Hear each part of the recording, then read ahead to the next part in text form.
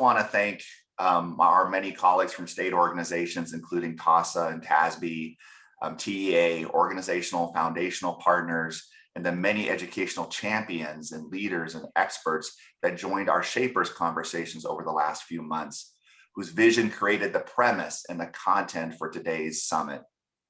I also want to thank members of our College of Education community who helped really pull off today's event. Without them, we could not be gathering an extra note of gratitude to our incredible Director of External Relations, Yvonne Taylor, who really shepherded this process on behalf of the college. Assistant Dean for Development, Stacy Oliver, and her staff, Jillian Gilly and Lacey. And I want to thank our internal team, Kristen Moore, Sonia Rumberg, Gypsy Breedlove, Bridget Glazer, Susan Laurent, and Tracy Bradnam for all of the hard work in getting today's event going and to helping support the event today. Without those folks, none of this would be possible. And you all know that an event like this doesn't come together without a lot of work by a lot of people. I also want to take this time now to thank and introduce my co-convener for today's summit, Texas 2036 CEO, Margaret Spellings. Margaret was the 8th U.S. Secretary of Education, former president of the University of North Carolina system. Margaret and I have engaged in many conversations since this last summer that moved from recognizing the profound impact the pandemic would have on our students and school communities to finding ways that we could bring together research, practitioners, and educational stakeholders to address the greatest need. Margaret's commitment to all students has been evident throughout her career, and her passion for Texas students has been an inspiration throughout our work together.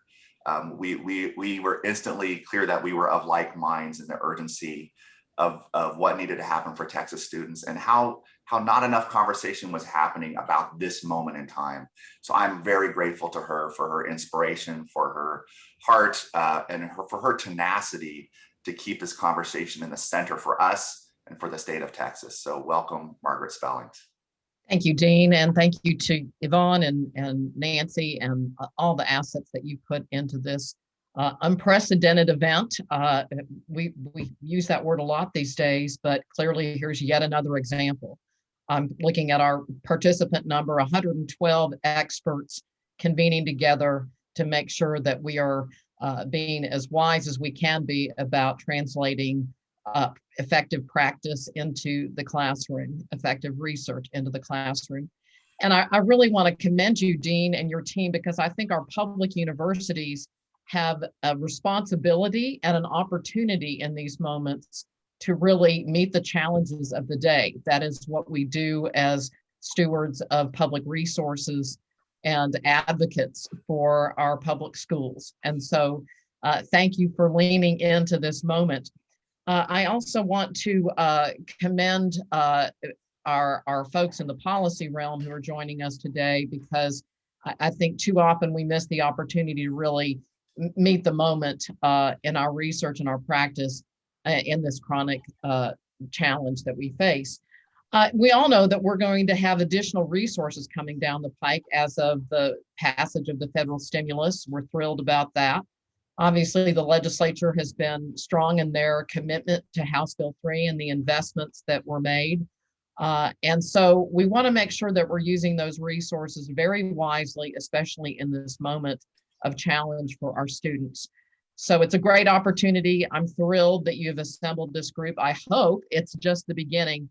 And I want to also thank Commissioner Morath for all the leadership he has shown, for the creativity, for the innovation, and for his tenacity around these issues as well. So thank you, Dean. Thank you to your team, and I look forward to the conversation today. Thank you so much, Margaret. We are pleased, as Margaret just mentioned, we are pleased and honored to have Texas Education Association Commissioner Mike Morath with us today.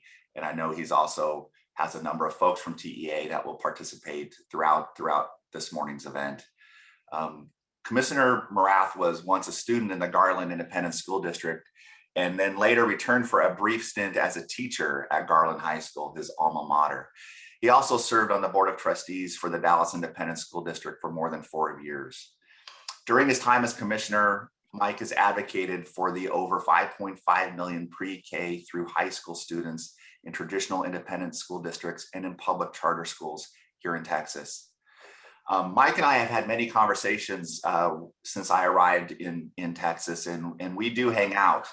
And we're both very busy, but those meetings I have with Commissioner Morath have been not just insightful for me to understand the lay of the land for Texas, but also clarifying in terms of how deep his commitment runs to ensure excellence in our education system.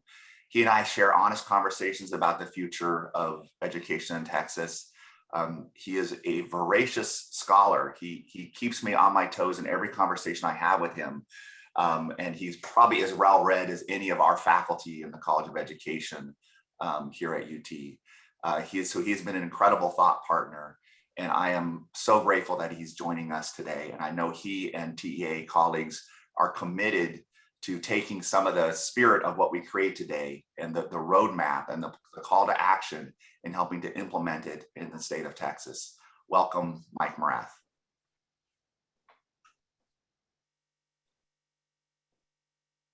Charles, we just received word that Mike's running a few minutes late.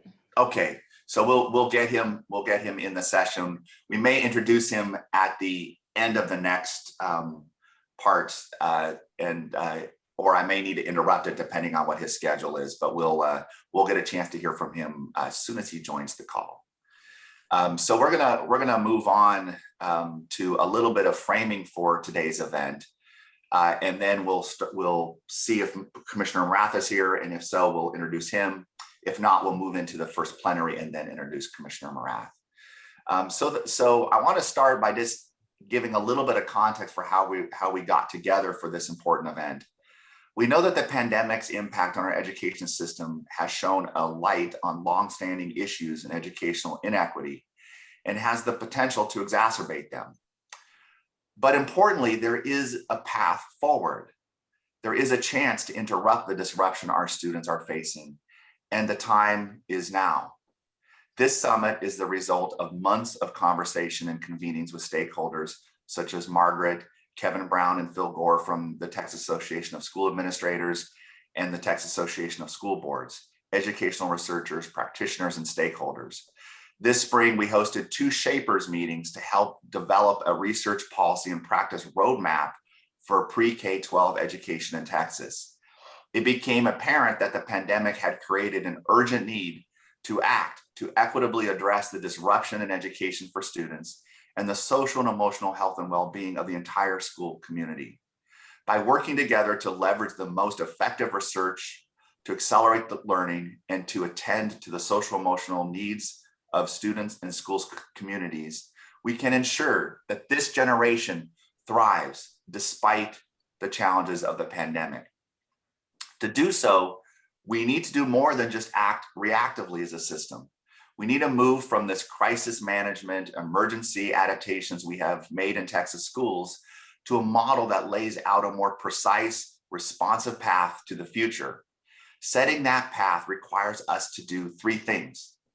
First, we must bring all that we know works to support student learning, social emotional health, and equity to the forefront and ensure that it's being used to do what's best for students.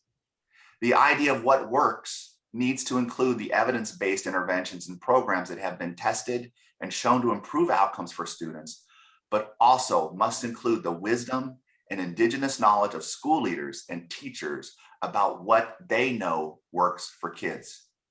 Second, we must focus on what we don't know about how the pandemic and its aftermath will impact students, families, schools, and educational professionals.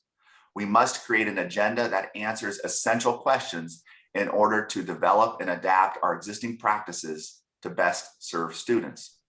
And finally, we need to create a mechanism to keep our feet to the fire, to help keep us all on track and to monitor our progress so that we can make real-time adjustments in our efforts. And that's why we're here today. I want to thank each of you for joining us, and I want to acknowledge those that are not in the room with us today, but on whose behalf we all serve: our students, their families, teachers, custodial workers, paraprofessionals, principals, all of the agents that make a difference for kids. And it's important that we monitor and note who's in the room with us, but also who's not in the room with us and who needs to participate in a flourishing agenda for the future of Texas. Next, we're going to move to the presentation portion of the meeting.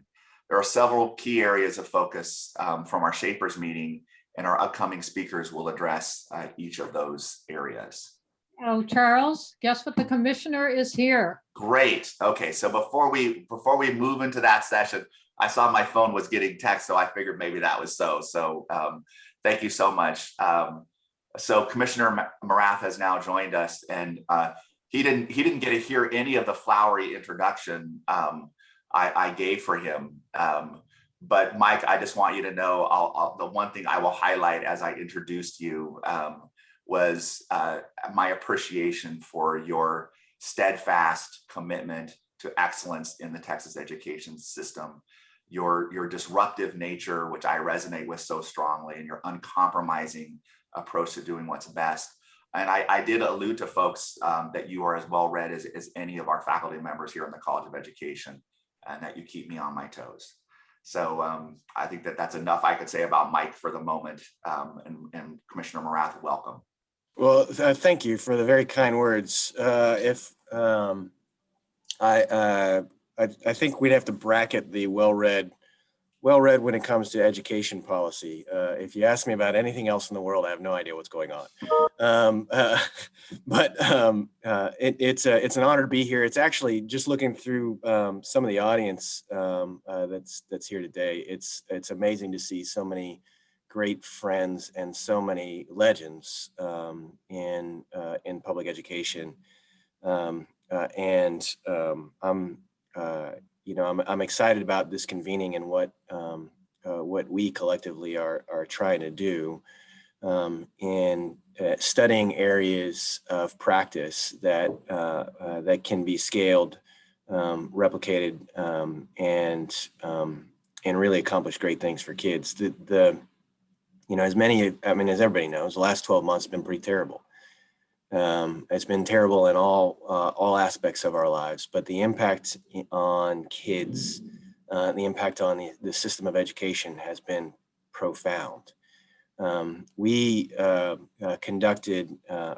provided a free optional beginning of year assessment at the start of the school year. So this thinks back to September, October.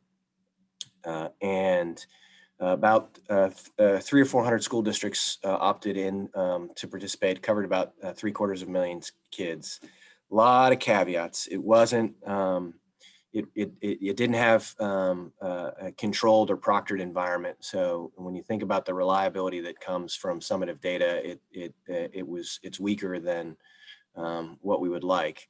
But at least it was data aligned to state standards that gave us some insight on the initial impact of COVID, because that's really what it was. It's measuring the beginning of year performance for students, 2021 school year. And it's not like COVID stopped at the beginning of the school year. We're at present, just to put in perspective, 56% of kids at our last data point were on campus in Texas. So fully 44% of kids were still experiencing remote instruction. We don't have any particularly strong quantitative data from a state perspective on how kids are progressing with remote instruction. We will at the end of the year get some insight on that, but we have a lot of anecdotal information coming in that leads us to believe that the majority of kids in a remote instruction environment are learning less than they normally do. And so that's some context to go back to this beginning of year number. The beginning of the year number showed that kids started the school year 3.2 months behind where they normally start. And that's in addition to, say, the 2.5 months of normal summer learning loss that occurs. So that 3.2 months is pretty close to the 3.5 months that we were closed since March, which means that sort of the average student in Texas did not make any academic progress since school closures from March till the start of the school year, September, October. And that's a very sobering number. It's extraordinarily sobering in the context of other data from major disruptions in education. Many on this call will be familiar with the studies post-Katrina of kids who receive significant intervention after the disruption of the storm. A TEA research on that, which predated my arrival, showed that those kids after 4 years had caught up to state average in reading, but at the end of the 4-year study period, they were still significantly behind in mathematics. Basically, they never caught up in math. You've got the natural experiment of what happened in the Argentina teacher strikes in the early 80s, which was only, I think, an 88-day disruption to schooling. And that 88-day disruption in schooling had profound 20-year effects on the GDP of Argentina. The kids that were affected by those school closures did, well, the wealthy kids were fine, and the non-wealthy kids were profoundly not fine for the remainder of their natural lives. And when you think about the Argentina, school shutdowns, what happened was when they got back, when the system returned, it sort of just returned to normal. It was like, let's not provide 3 months of instruction that is normally provided. And then when we get back, let's never do anything about that. Let's not change instructional design or instructional delivery. Let's not rethink the curricular rigor and curricular pacing. Let's not change time. Let's not change staffing patterns. Let's just get back to business as normal. So what you really did was you cut off 3 months worth of education for those kids for the entirety of their lives. And it turns out education is good for children, and 3 months of missing education is really bad for children. So we think about this and what has to be done as like at the scale of Texas, 8,600 campuses, 5.5 million souls that we educate, 700,000 souls that we employ. There are some profound systems level adjustments that will have to be made that, of course, will not be made quickly because these are not easy things to do. But over the next, say, 3 years of our collective journeys together, we are going to have to adjust our practices in major ways for how kids are taught. Because if we don't, the moral consequences to this generation of Texas and American kids is dire. And the economic consequences are actually existential for the American way of life. And when we think about the kinds of changes that need to be made, there's often talk in policymaking circles about accountability and assessment and student to teacher ratios and these sort of far off levers that the state controls. But those levers are way down the delivery chain from the thing that is actually going to have to change. Because what is going to have to change is the behavior of 370,000 teachers in 370,000 classrooms. What's going to have to change is the nature of the curricular rigor that students are exposed to in pretty profound ways. I'm going to share a visual. Do I have the ability to share my screen, Charles, while we're together?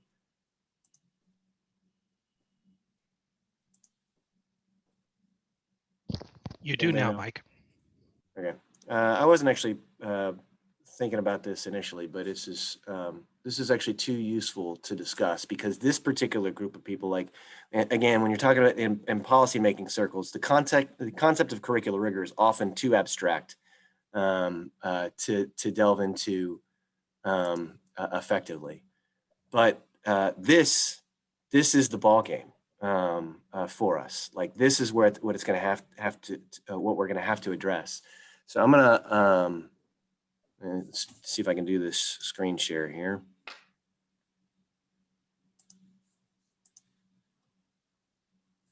Can you all see this this slide? I don't know if I'm zoomed in effectively. I'm giving it the old college try.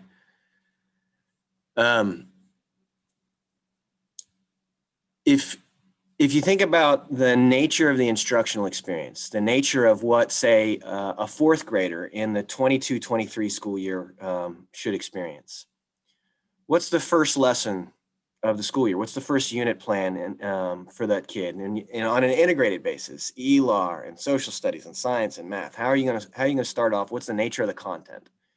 Well, I mean, a lot of your fourth graders, not all of them, a lot of your fourth graders are going to be entering fourth grade way below their normal level of knowledge and skill and whatever domain of human cognition we're talking about.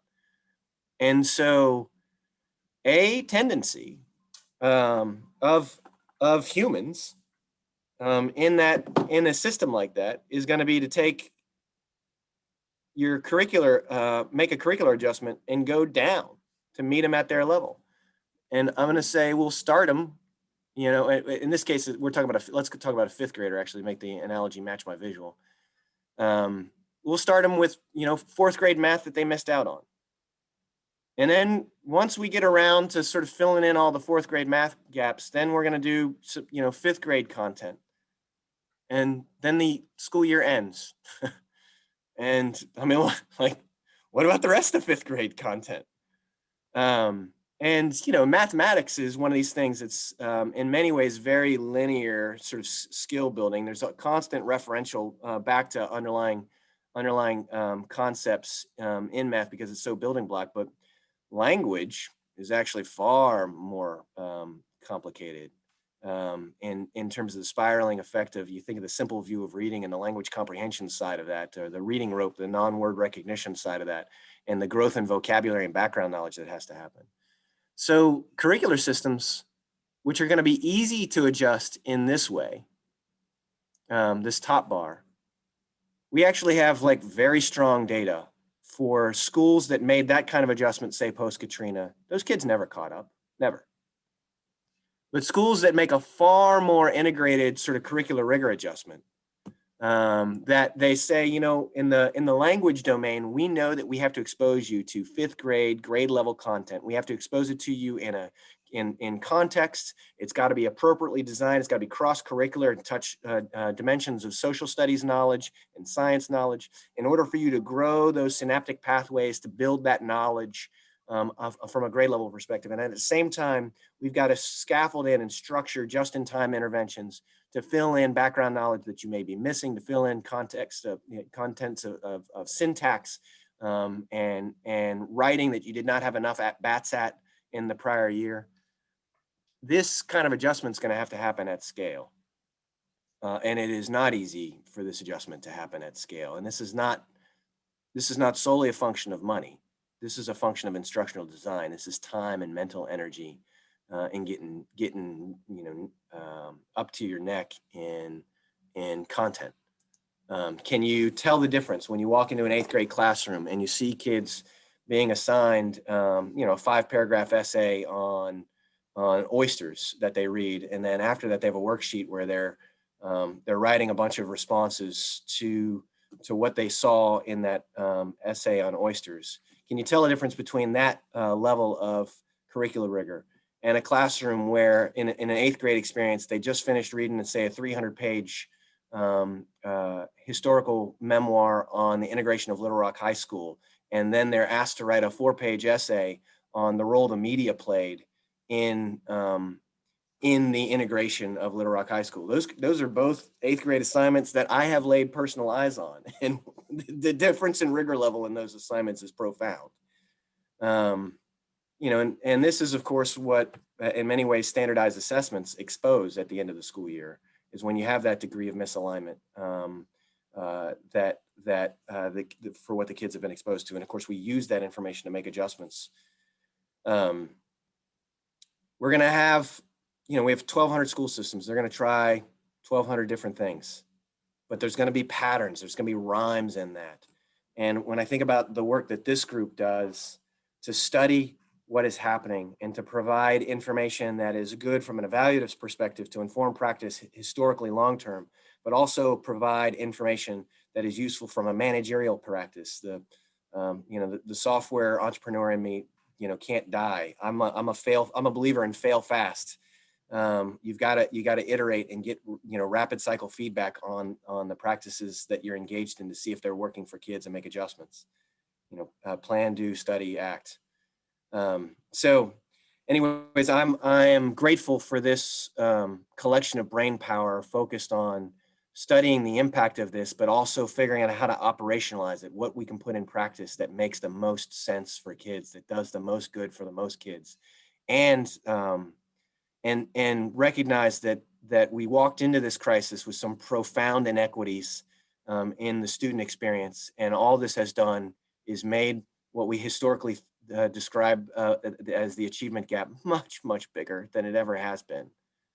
And so the work that we know works disproportionately of benefit to kids that are behind, like we got to go all in on that, on those practices in systems all over the state.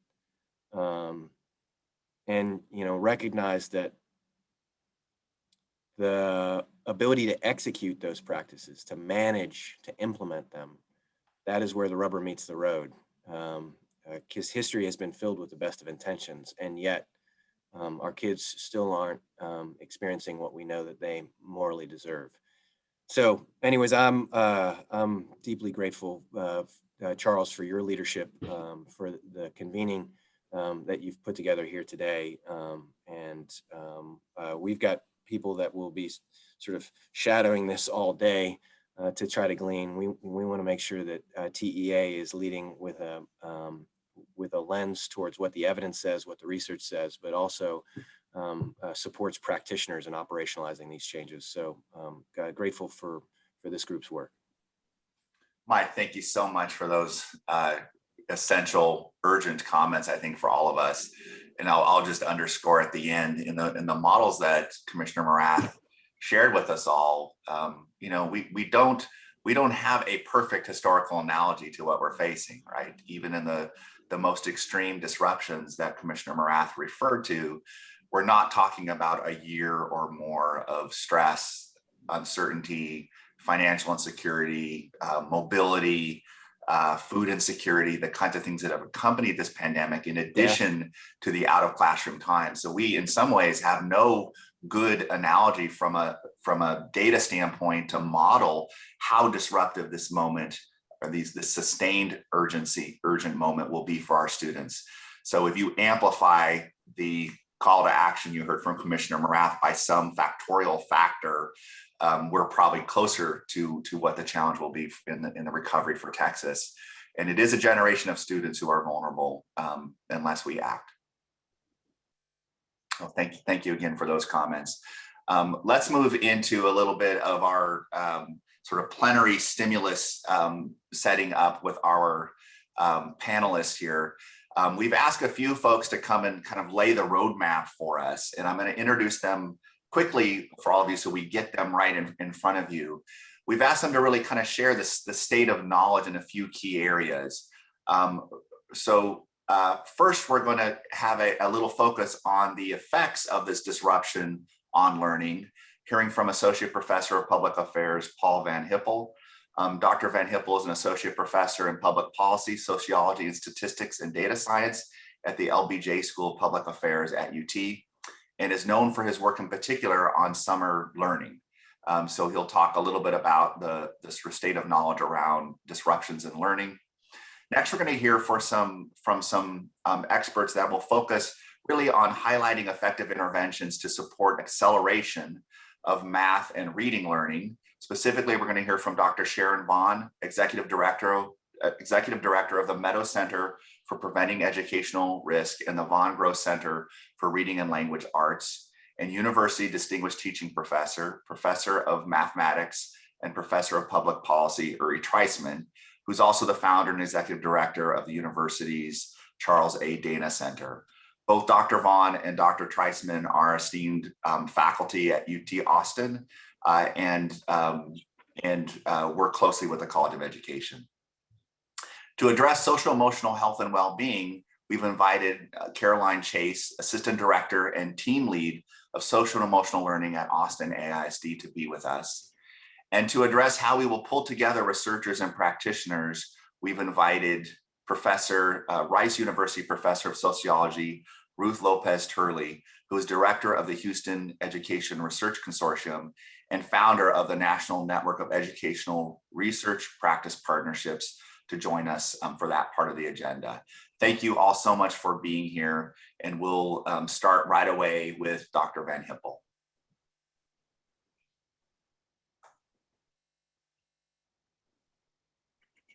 Thank you, Dean Martinez, Commissioner Morath, and everybody. I'm honored to be here. Schools first closed almost exactly a year ago in March of 2020. And it's hard to believe this looking back, but initially the closures were only supposed to last a few weeks. It quickly became clear, though, that they would last until at least the end of the academic year. And people like me, people who do research on summer learning, school closures, and out of school time, started getting asked what we thought would be the effect on children. In a piece that I wrote for Education Next last April, I said that the crisis had effectively turned up the volume on families and turned it down on schools, that the crisis had made family resources more unequal, and that without schools to act as a buffer, inequalities among families would have greater consequences for children's learning. I said the crisis was likely to be negative for almost all children, but that the largest negative effects would be felt by children of the poor, children of less educated parents, children of single parents, and children whose parents can't work from home. I also thought the impact would be greater for younger children and might affect socio-emotional skills even more than reading and math skills. I also pointed out that unlike past school closures due to long teacher strikes, natural disasters, massive resistance to desegregation, and so on, technology was likely to buffer the blow this time, which is fortunate. But not all parents would be equally able to take advantage of technology. And within a few weeks, as I show on the next slide, there was evidence that parents in affluent neighborhoods were making a lot more use of online learning resources than parents in poor neighborhoods. There was a socioeconomic gap in internet searches, and it was there before the pandemic, but it grew much larger when the pandemic hit. Now, what did all this mean for students' learning? We don't know, but on the next slide, I'll show you the first projections that were put together in spring and summer of 2020. We didn't really know anything because spring tests were canceled, but there were some early projections and they were based on the literature of summer learning loss. The idea here was that summer vacation had effectively begun 3 months early, and the question was what might happen if the period of summer learning loss was effectively doubled.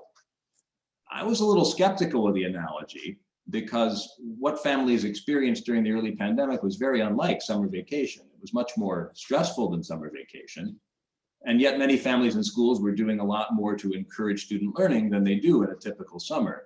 And in addition, as I've written elsewhere, the data on summer learning loss is actually a lot less consistent than the usual summaries you hear. Some tests do show months of loss over the summer, but some show practically no loss at all. So there was a lot of uncertainty, and it was an imperfect analogy to begin with, but maybe it was the best we could do at the time. And one prediction that came out of it, as reported by researchers from NWEA, was that students came back in fall 2020, they would have made about 2/3 of the usual annual gains in reading and 1/3 of the usual annual gain in math. So directionally, the damage would be worse in math than in reading. But they said it wouldn't be equal across all students. And many higher achievers, maybe as many as 1/3 of students, would have learned as much as usual. And that was basically what we had to go on. That projection made the New York Times, but it was an extrapolation. There was no testing actually to go on. But schools did reopen in some form in fall 2020. And as I show on the next slide, by October and November, various test vendors were publishing summaries of the initial tests that were given. Now, these weren't state required tests, the ones used for accountability like STAR. These were voluntary formative tests given by vendors like NWEA, Renaissance Learning, Curriculum Associates, and those 3 vendors published results describing what the initial fall test scores looked like. NWEA's report was that math scores were 5 to 10 percentile points lower than they would be in an ordinary fall, but reading scores were about the same, which was a big surprise. Renaissance Learning reported approximately the same pattern of results. Math scores were about 7 percentile points on average lower. Reading scores were not too different from usual. But they also broke it down by group, and they found that the negative impact was unequal. It was bigger in rural schools. It was bigger in poorer schools. It was bigger for Black and Hispanic students, and it was smaller for Asian Americans. On the whole, though, there was relief that the results weren't worse, especially in reading. But as I show on the next slide, results from curriculum associates were less sunny. Curriculum associates found losses both in reading as well as math. The losses were worse in math than in reading, but in both groups, the number of children who were at least 2 years behind grew significantly, and the losses were greater for schools with high concentrations of children of color and schools with high concentrations of poverty. Now, this is what we have to go on at this point, but there's still a lot that we don't know. 25% fewer children and 50% fewer schools tested than usual this fall. And these are voluntary tests, so they're never administered to 100% of students anyway. In addition, the kids that didn't test were probably more disconnected, less engaged, and experiencing a worse pandemic than other kids, and they probably experienced greater loss than the kids who did test. In addition, most of these tests were taken remotely, and there's evidence that some younger kids in particular got help from their parents. There's a suspicious spike in top decile scores. So these results, which were initially presented as a kind of relief, the reality is probably worse than they make it look. In addition, the closures aren't over yet, particularly in places like Los Angeles and Philadelphia, where schools are still just about 100% remote. So we don't know the full extent of the damage. It's continuing, and we probably won't really be able to assess the damage fully until schools fully reopen and resume in-person testing, which I'm hoping will be in fall 2021. So that's a sort of overview of the problem. We know a little bit, certainly more than we did last summer. And what we know is not good. It's not all bad, but there's a lot that we don't know, and it's probably worse. And it's probably not just test scores. Kids are probably behind in their socio-emotional development and other skills that are harder to measure, although they're probably a lot better at using the internet than they ordinarily would be at this age. But what we really need to know, and here I agree with the commissioner and the dean, is what we're going to do to make it up to these children. Going forward, can we add enough school time to make up for the time that's been lost? Is there something we can do with summer learning programs or extended school years? Is there something we can do with some kind of mass tutoring core? These are all proposals that I've read. Or can we do something really smart and innovative that makes better use of the limited time we have than what schools have done in the past? Thank you. Thank you so much, Paul. A really important overview, and what are effectively also to point out the pipeline from research to impact has been shortened for so many of us. And we're really grateful for sort of the acceleration of knowledge that we need right now. So thank you, Paul, for that work. Next, we'd like to hear from Dr. Sharon Vaughn and Dr. Uri Treisman to talk specifically about examples of effective interventions to support accelerated learning for math and reading. Thank you both. Looks like I'm next, yes? So first, thank you, Dean Martinez, for inviting me. And a special thank you to Commissioner Morath for giving the talk that I had planned, because that frees me to do some riffs on those themes. So the next slide. Let's see if this works. Yeah. So what's going on? The pandemic has dramatically increased the Matthew effect. The Matthew effect, of course, is those that got get more, those that don't have lose more. This, of course, has been going on for a decade. When you look at NAEP, when you look at Central Texas districts, you could see, if you compare kids at the 5th grade in performance, poor kids by the 8th grade are far behind. You can see it in 12th grade NAEP. But the pandemic, it's, you need mathematical language, scientific notation to describe the increased effect. And teachers see this because we see kids in their home. So what to do about it? Next slide. What do our districts need from us? They need strategies that work at scale, not little pilot studies, what works clearinghouse things. They need strategies that allow them to work with a massive problem systemically and structurally. So you might ask, are there any existence proofs of this in mathematics? And it turns out there are. And I just want to say a few words about 3 of them in which the Dana Center has been privileged to participate. There's the Hillsborough, Florida experiment, intensified algebra, dramatic increases in the proportion of students who were struggling, who passed consequential state tests, which led to graduation, increases in graduation. Chicago's on-track, on-time indicators. Again, intensification in algebra support that led to well-documented increases in graduation. Co-requisite instruction in community colleges. And just if you go to the next slide, I'll show you the level of impact. So if we switch slides. So this is at scale in the whole university system of Georgia.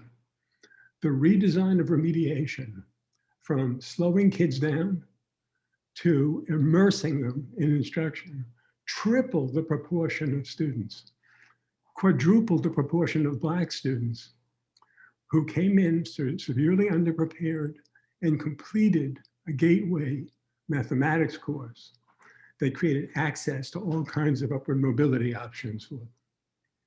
So what do these 3 models have in common? So if we move to the next slide. First, they were all products of research practice partnerships. This work cannot be done by a university professor sitting in an office and writing articles. It cannot be done by a superhuman superintendent, the Clark Kent to Superman transition. It cannot be done by a TFA alum with 2 years of classroom experience and an MBA from Harvard. All of the examples that I know of require complex interactions. They require that the researchers are embedded in the situations they're trying to improve. They have rich local knowledge, that the practitioners are in the research environment and understand what researchers can and can't do. What you notice is when you're in the middle of these, that the practitioners always know a lot more about their practice than they can articulate. And university researchers like me, well-trained, can always articulate more about practice than we actually know. The second thing we see is that all of these successful examples, not only in education, but in medical research, in spurring innovation in higher education, involve the use of sophisticated translators. Because if you put researchers and practitioners in the same room, you get status differentials, and neither side understands the other. And there are beautiful work by the National Academy of Sciences, Strategic Education and Research Partnership projects that studied this facilitation between research and practice. And none of this, to my knowledge, has been systemically applied in state education improvement efforts. So what are the key themes in these efforts? There's always curricular intensification, instructional intensification. I guess it's a basic law of physics. You can't help kids catch up if you slow them down.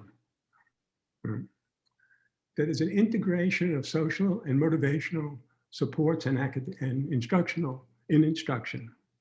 You can't have the motivation outside and the instruction someplace else.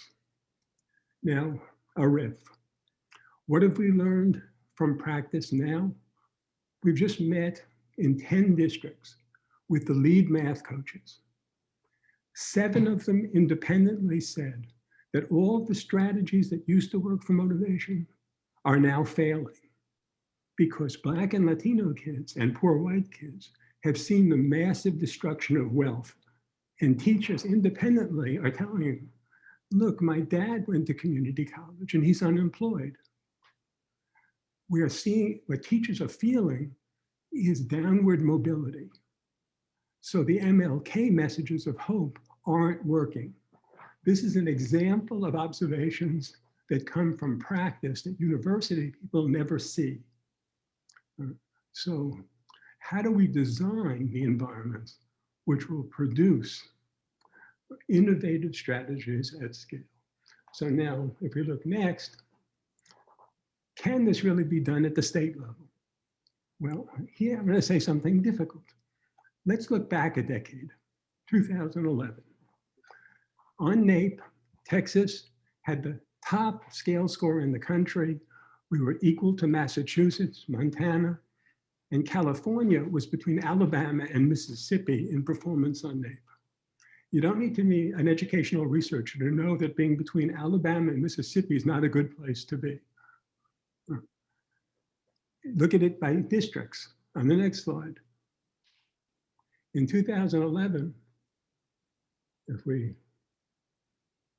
Houston, Dallas, and Austin had the highest scale scores, statistically equivalent to Boston and Charlotte,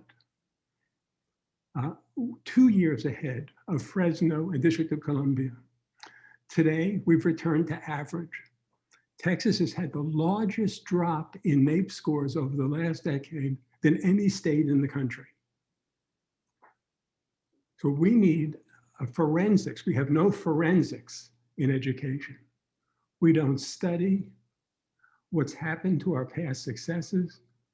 And all the interventions, the K-12 interventions I mentioned before, have disappeared when a superintendent changed.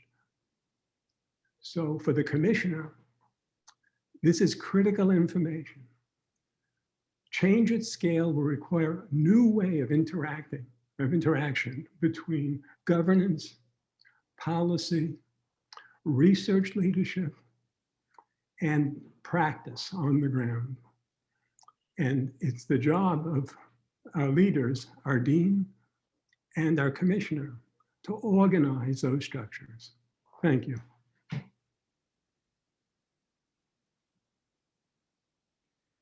Good morning. Thank you, Honorable Spellings and Dean Martinez, for inviting me. Great presentation so far. I'm busy taking notes, even though I'm a presenter.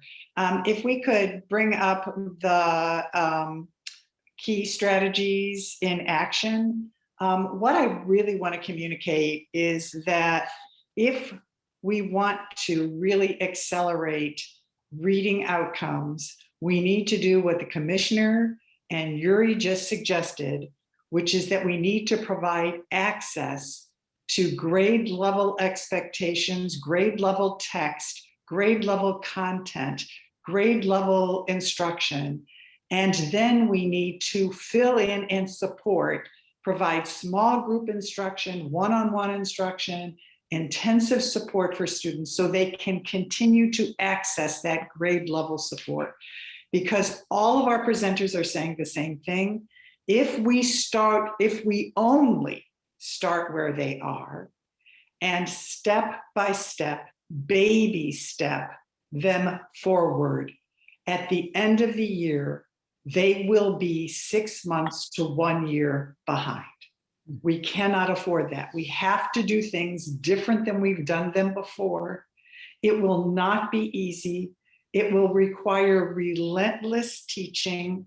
It will require us to teach with urgency in a way that we never have before.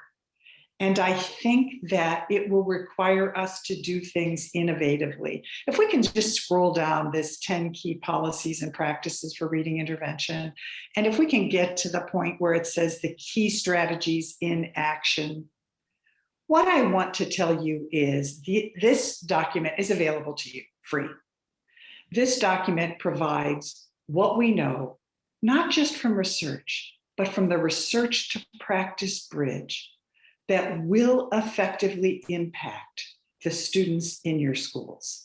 And just as some of the key highlights, what I want to remind you of is that we need small group instruction.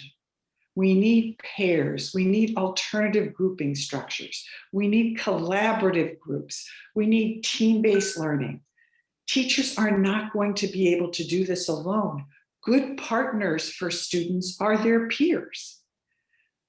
good, strong, intensive intervention can occur by not just teachers. Of course, we need you. You're the thought leaders, but we will have to have teaching support through volunteers. We'll need teaching support through paid teaching assistants, because with these small group instructions, we can create stations that allow students to access the text and grade level reading they need, but also provide the intensive support they need. If we could just scroll down, and again, this is available to you free. It'll be in the chat. You can pick up this link.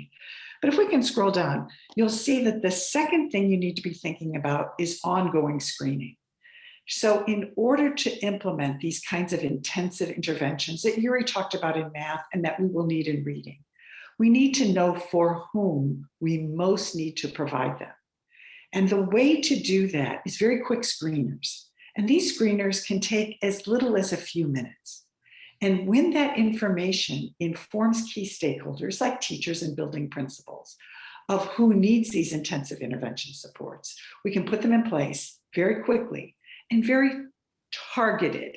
I use the word targeted because what we want to do is to access that information about beginning reading or knowledge generation or vocabulary or multisyllable instruction that students need, so that again, they are accessing and being supported within their classroom instruction at grade level. So we want the screening to be brief, we want it to be targeted, and we wanted to identify those kids who need this additional intensive support.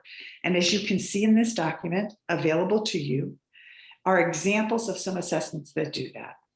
I also want to call to your attention that what we want to do is we want to group, I said that, but also regroup students so that these groups for intensive intervention don't last for 6 months or 3 months, but they last for a matter of weeks, maybe a couple of months, until students are proficient in the targeted areas we are teaching.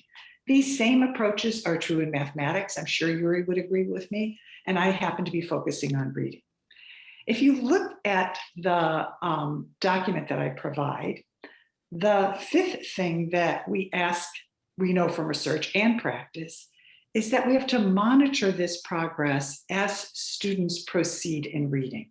So we do the screening, but the ongoing monitoring of their progress isn't to put in a folder or to document, it's to influence our instruction. So as we know whether students understand digraphs or can read and get the main idea of information text, as we know what students' progress is in these areas, that monitoring tells us what we should do. So this ongoing monitoring, not just of students that have reading difficulties, but of all students, so that we can influence our instruction. Number 6, perhaps the secret sauce of supporting reading and mathematics is explicit instruction. And what we mean by explicit instruction, this secret sauce, is that we know what students know, and we know what we and they need to do to improve outcomes, such as we need to design the activity to model the skill, to provide guided practice, be sure we give lots of opportunities for practice. I say this in reading all the time. It's probably true in all academic areas.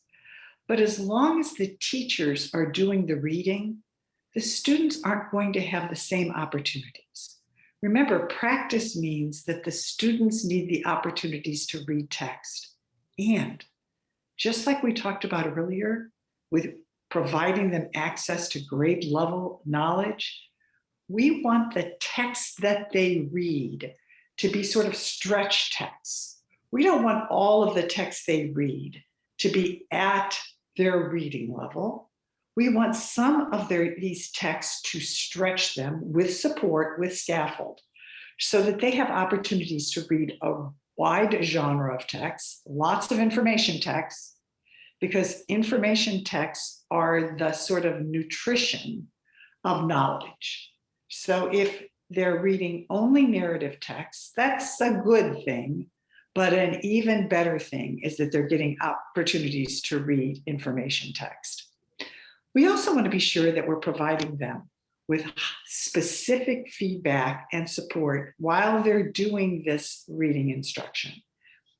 Interestingly enough, the students who are most going to need support have been identified by our previous speakers. These are students typically who are low readers. These are students typically who have had limited access to reading instruction over the last year. These are students who are may have not had as much support from families or face-to-face schooling. These students are going to require our attention, and they're going to require a lot of access to individualized, intensive reading interventions. So I'm really going to ask that if you consider these 10 key practices as sort of a guideline for how we might improve reading interventions and reading practice in schools. I think what we can do is we can follow the advice of Commissioner Morath. We have to do things better, more intensely, more vigorously, with greater urgency and relentlessly. This is not the year of casual instruction. This is the year of purposeful, thoughtful, intensive instruction. Our students are eager to be involved, not in mind-numbing activities, but in vigorous activities related to both text and mathematics. They want to be challenged. They are bored and tired, much like the rest of us. And I really look forward to the opportunities that you are going to provide and teach all of us about how we can put this in practice. Thank you. Thank you so much, Dr. Vaughn and Dr. Treisman. I was just reflecting on how important, but also how direct this conversation has been so far. So I just want to laud the speaker so far for that part. So we're gonna turn to talking more deeply now about social emotional health and well-being for students. We know that when we talk about the needs of students, this discussion about reading and math, these essential skills, we know that they interact so deeply with social emotional health and well-being. So we want some direct discussion about what's at stake for our students. And there's been some comments in the chat, and I want to make sure that we carry on the conversation in our breakout groups shortly about the questions that have been posed by our speakers so far, not just about the overall vulnerabilities of students in a system right now, but how those vulnerabilities perpetuate or could perpetuate and extend the inequities that we already experience. So as you're hearing these speakers, I think it's important that we keep asking the question, what do these patterns look like when we think about the other challenges that many of our students face, students of color, students who are English learning or bilingual, students with special education in the context of this conversation. So I know that theme will carry into the breakouts. So next we're going to hear from Caroline Chase, who will talk to us specifically about social emotional health and well-being and SEL. And the final round here, we'll hear from Ruth. And we're slightly behind time, but not enough that we're particularly worried yet. So we'll make up a little bit of time, I suspect, in the next session, but great. I'm appreciating our speakers for working hard on their time of their comments. So Caroline, welcome. Thank you so much. I appreciate you having me, and I'm honored and humbled by you inviting me today. And I'm excited to share with you the work that we're doing in Austin ISD in terms of our students' social emotional health and well-being. This first slide is the foundation of our SEL work in Austin ISD. We call this our competency wheel. And it was developed by a wide swath of administrators, teachers, community partners, and the SEL team under the leadership of Dr. Paul Cruz. The base of this wheel, if you'll take a moment to read this, this is reflective of the learning environments that all adults in our district must have a hand in creating to support our students' social, emotional health and well-being, as well as their academic success. We know that SEL is a huge support for academic success. We think of this as an SEL version of Maslow's hierarchy of needs, really. Our thinking is that if learners are provided opportunities to engage with the processes that build and foster the practice of SEL skill sets on the inner wheel, they'll be able to reach the self-actualizing goals on the outer wheel.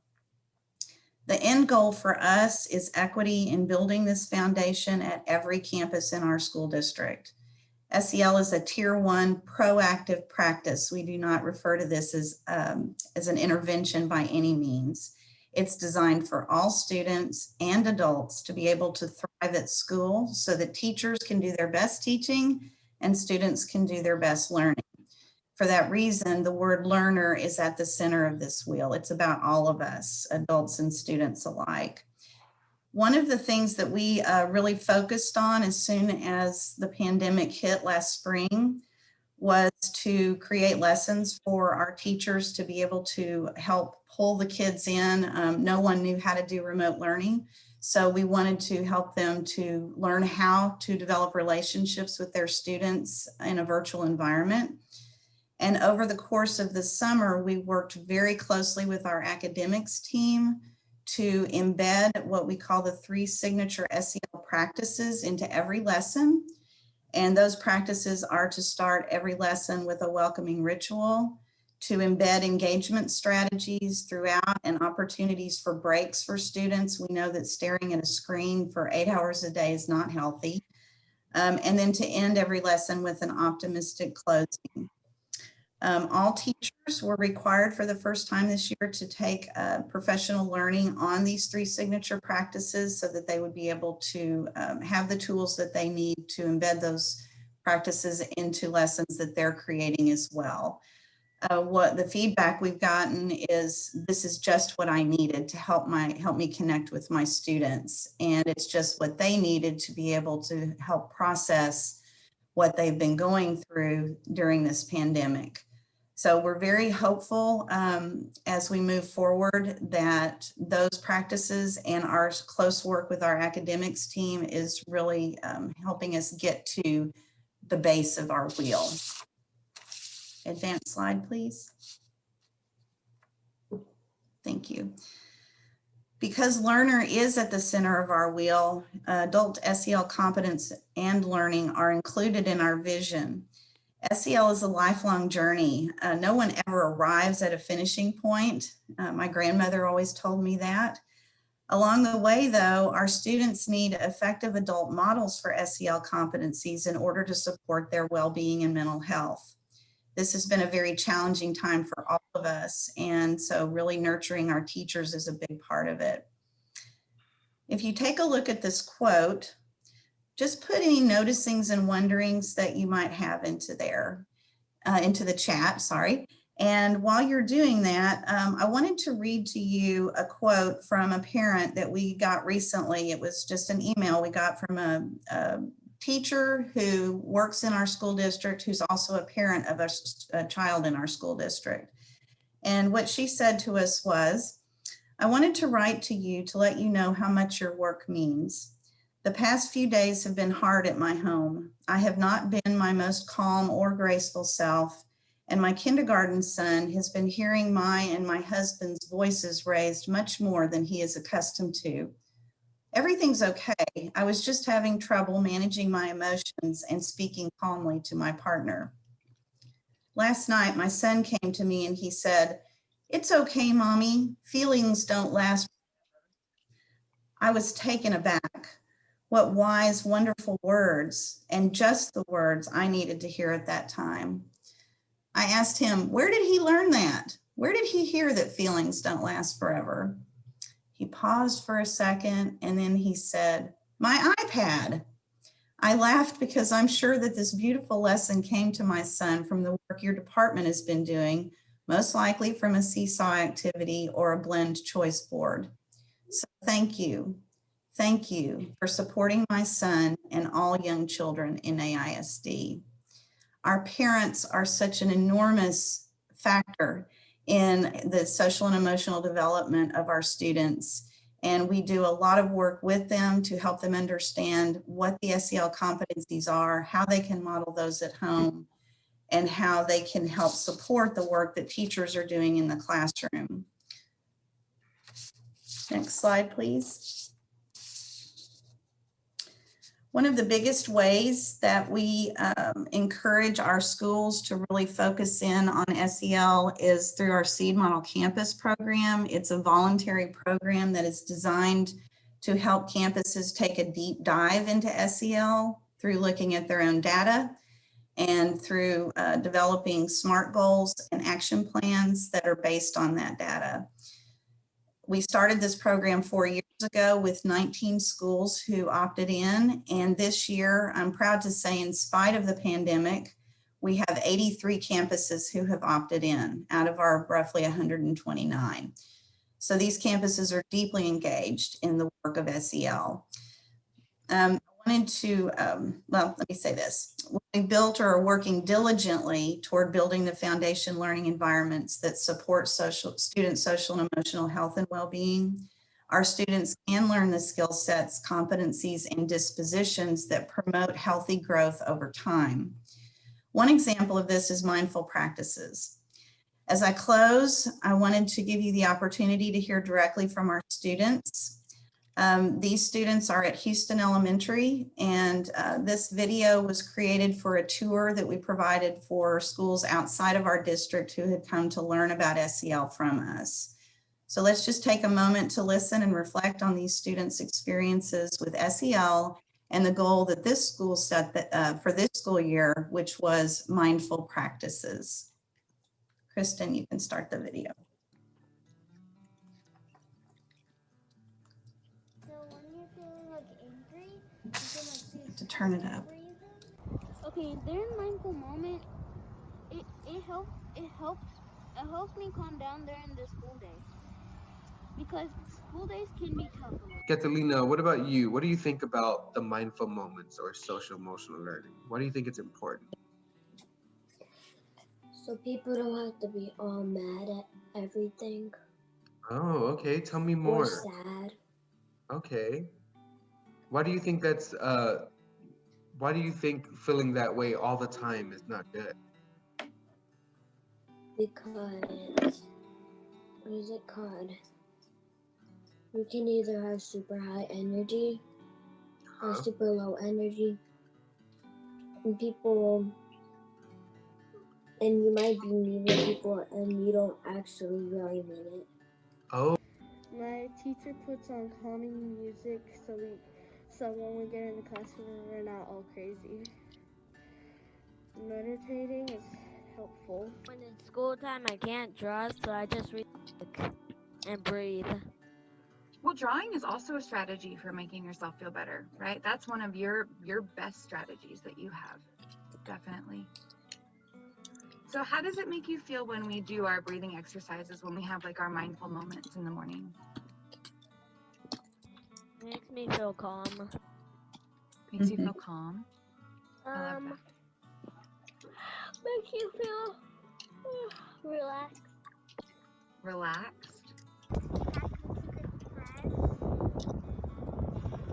Do you get to know your friends better during morning meeting? Yes. Awesome. It makes me so happy. What types of things do you get to know about your friends? Their name and their hair color. When you're like sad, you can like take a couple deep breaths. Thank you. You can go ahead and stop there. So our children's voices are the strongest indicator of what's helpful to them. And I hope that you all continue to keep them in mind. Of course you keep them in mind, but continue to as you do the important work that you're doing. And thank you for letting me be a part of giving you some context for what we're doing in Austin ISD in terms of keeping our kids healthy, safe, and socially and emotionally grounded during this really difficult time. Thank you.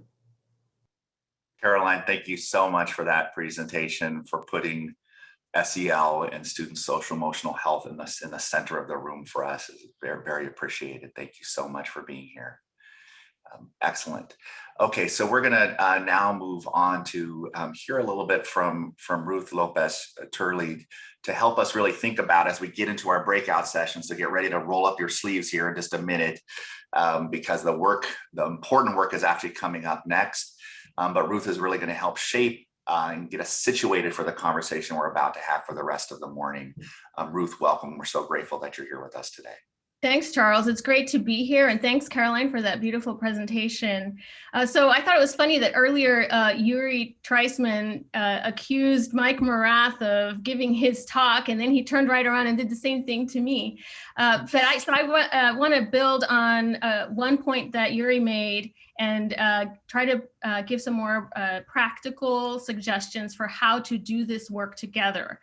Because this is extremely important work. No doubt we're all in agreement on that. But the reality is that connecting research to practice and policy is really, really difficult. It's hard enough to produce good research, but frankly, the part about connecting it to policy and practice is much, much harder. So that's exactly what I've been focusing on, at least over the last decade in the Houston Education Research Consortium, which is a research practice partnership between Rice University and 11 Houston area school districts representing over 700,000 students. And what we have learned over the past 10 years is that we as researchers cannot produce research in the traditional academic model. That is just ineffective if we want our research to have an impact on students' lives. So one of the things that we have learned, I'm going to touch on three very briefly, but in the chat, I am putting a link, hopefully you all should see that, a link to a website that has a lot of resources with a lot of detail about how to do this work, how to connect research to practice. And it's not just based on what we're learning here in Houston, but it's based on lots of other research practice partnerships all over the country. There are currently just under, I think there are 49 partnerships that are members of this national network, and we are learning from each other about how to make this connection as effective as possible. So I want to touch on three things that we've learned just briefly this morning. The first is the aspect of partnership. Unfortunately, a lot of people use that word loosely, but partnership has a special meaning for us, meaning that we are talking about like formal, long-term partnerships. That is, we don't think it's effective to simply connect with or collaborate with schools or school districts for a specific research project. Researchers do that all too often. Unfortunately, the kinds of problems that we're trying to solve will not be solved through a single research project. It has to include a long-term partnership. And that's why I'm very proud to say that we've been doing this partnership for 10 years now. So we wanted to illustrate to our district partners that we're in this for the long haul. And it's very, very important for researchers to make connections with district leaders and others that for whom that research is most relevant. And we have to make sure that we build relationships of trust because unfortunately, often researchers do things that put schools and districts on the defense and for good reason, right? Like often they do things that put them on the spot, blame things on them, make it look like, oh, look, this is horrible. They're wasting all this money on a program that just doesn't work. And that may be true, but that's not the way to frame this, right? We're in this together to be constructive and to say things like, hey, great that the district invested all this money on this program. Unfortunately, it didn't work, but we're working together to learn from that and to make it work, right? So the ways in which we communicate, the ways in which we collaborate with our district partners is extremely important, especially when we're sharing research results that are disappointing, but that's important too, right? We have to learn from those disappointing results. The second thing that I want to stress, well, actually, let me say one more thing about partnership. It's very, very important that the research agenda is jointly determined, jointly developed. It can't be the researchers coming in with their own research agenda, which unfortunately happens all too often because we think we're the experts, we think we know best. And that's just not true. I mean, we may be experts in one particular area, but when it comes to really knowing how things work in schools, obviously the experts are our district partners.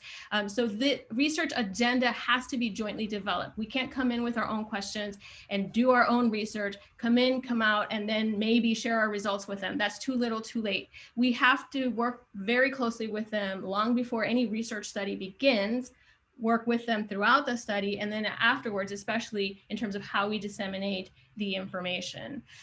The second thing that I want to touch on briefly is data. Data sharing is extremely important, but how it's done matters a lot. So there's a lot that we need to make sure that we are aware of in terms of data security and making sure that the data are used only for the purposes of helping students. And I could say a lot more about that, and there's more information on that website that I mentioned. But for now, I just want to mention that that's something that we have invested a lot in at Rice. We created an urban data platform. The university invested several $1 million on this urban data platform to make sure that we can provide a secure data environment that is FERPA compliant, even HIPAA compliant, to make sure that the data are secure and to make sure that we as researchers have access to it alongside lots of other data from the census, from national data sources, et cetera, to make sure that we can bring in additional information, not just what is provided to us by our school district partners, to answer questions that haven't been answered before. And the other thing that we've done is that we've created a longitudinal data set, which is also quite different. Often school districts store data on an annual basis, but linking it longitudinally really helps us answer different kinds of questions that are so important right now. The last thing that I'll highlight about working together in terms of really connecting researchers and practitioners and policymakers is funding. Funding is extremely important. We can't expect our school district partners to pay for this research. First of all, this research is extremely expensive. And we think that it's very important. This is an opportunity for both public and private dollars to come in together to support this kind of research. And it's not just research for the sake of research. This is research that is directly connected to the lives of students. So this is in everybody's interest. And unfortunately, if we leave it up to our district partners, research is often considered a luxury item. And it shouldn't be that. I can see why that's the case, because they have fires to put out. They have much more urgent issues to fund. So we shouldn't just leave it up to them. This is an opportunity for the state to step in and support this kind of work. In our case, we have only been funded by foundations and some federal dollars to some extent, but we have not been funded by the state. We have not been funded by, I'm just saying this is an opportunity for these dollars to come in and support this kind of work. The last thing I want to say is that the reason why this work is so important is because we are at a moment where we have to address our systems. Now, earlier we've talked a lot about practice, and I think improving practice is extremely important. But we also have to do the hard work of improving our systems. And the reason why I'm saying that is because we have a lot of data and research that show that our systems are really highly segregated. And we can't just continue to ignore this and let this. I'm going to share my screen real quick because I want to share with you all just one graph to leave you all with this thing to think about. Can you all see that? Okay. This shows national data. This is just from NCES that shows the proportion of students that are attending high poverty schools. So these are schools that are 75% or more poor. And what we see here in this graph is that there's a huge difference between Black and brown students on the one hand and white students on the other hand. So nationwide, about 45% of Black students and 45% of Hispanic students attend a high poverty school. So almost half of them attend a school that is 75% or more made up of poor students. Contrast that with only 8% of white students. The reason why this matters so much is because there's a lot of research out there that suggests that this is the most important predictor of racial achievement gaps. Right here. And I'm just showing you the national patterns right now in Texas and in the Houston area specifically. These disparities are much more extreme, much more extreme. So we have a huge, huge issue on our hands, and we cannot address this alone. Like, we have to bring in all the stakeholders. Researchers can't continue to produce research that is just going off to academic publications and that is not directly tied to our policymakers and to our practitioners that could really put this information to use. And so I would like to challenge all of us, this group in particular, to take on this particular systems problem, that we have highly segregated schools and we have let them go on for much, much too long. And if we can address this, then I think that we will have something to be very, very proud of in the years to come. Thank you. Thank you so much, Ruth. And thank you to all of our incredible speakers so far this morning. So I assume you're getting ready, you're ready to work. We're calling this a summit for a reason. Like, this isn't a conference. This is really a working session, and you are now about to get the chance to help establish a roadmap for what Texas needs to do. So I hope your energy's high. Dr. Golden now is going to kind of lead us into the next breakouts, and we'll get to work together. Thank you, Dean Martinez. First of all, I want to talk about a tool you can use throughout this conference, and that is called Jamboard. And you should have gotten a link to it in your participant agenda, and it will also be put in the chat. If you click on that link to the left, there's some tools, and one is just like a piece of paper with a few lines on it. If you click on that, little Post-its come up, and you can, this is for light bulb moments. And so you can put those in there, and then other people, you can start moving them around in ways that group naturally. So throughout the day, we'd love it if some of you decided you wanted to use the Jamboard. So we're going to move into groups. And in our groups, you're going to have a facilitator who's going to talk to you about the questions we're asking you. And there'll also be a discussant who's going to engage in conversation with you and report out at the end of that time. So the questions for the breakout session will be in the chat, and your facilitators will also go over those with you. So you have about 10:22 till 10:22 working as a team, and then we'll be reporting back. We'll get to hear from all the different groups. We've got 8 groups going. So please go ahead and enjoy.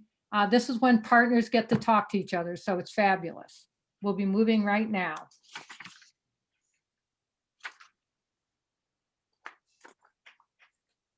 The 3 questions, all 3 at once. They'll go through their 3 questions. And I'm going to start with breakout room number 1, Allison.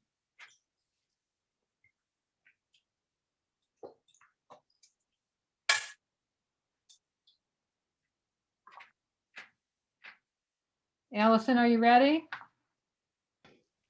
Yes, I was getting a message that I was not able to unmute myself, but now I can, so I'm ready. Okay, so let me go to my notes, and I will be sort of synthesizing as I glance at them again, so please bear with me. In relation to question 1, how do we know what works and is utilized? Our group talked quite a bit about the role of family engagement, and actually leads into the other questions, but the need to do more than that.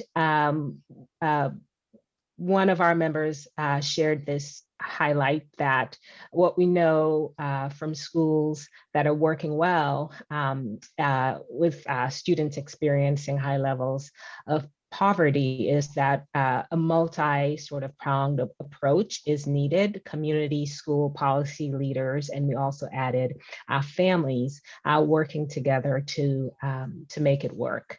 In terms of curriculum, we all supported the idea of accelerating classes. So as some of the presenters talked about, like Dr. Vaughn, providing students with a rigorous curriculum in line with where they should be, but providing that intensive support as needed and making regular use of assessment in order to know where that targeted support is needed. I'm going to move on to number 2, unless others in the group want to chime in on something important that I did not mention. Okay. All right, so where are the interventions that currently don't exist? We return again to this need for increased family engagement and the question of how do we use technology to increase family engagement?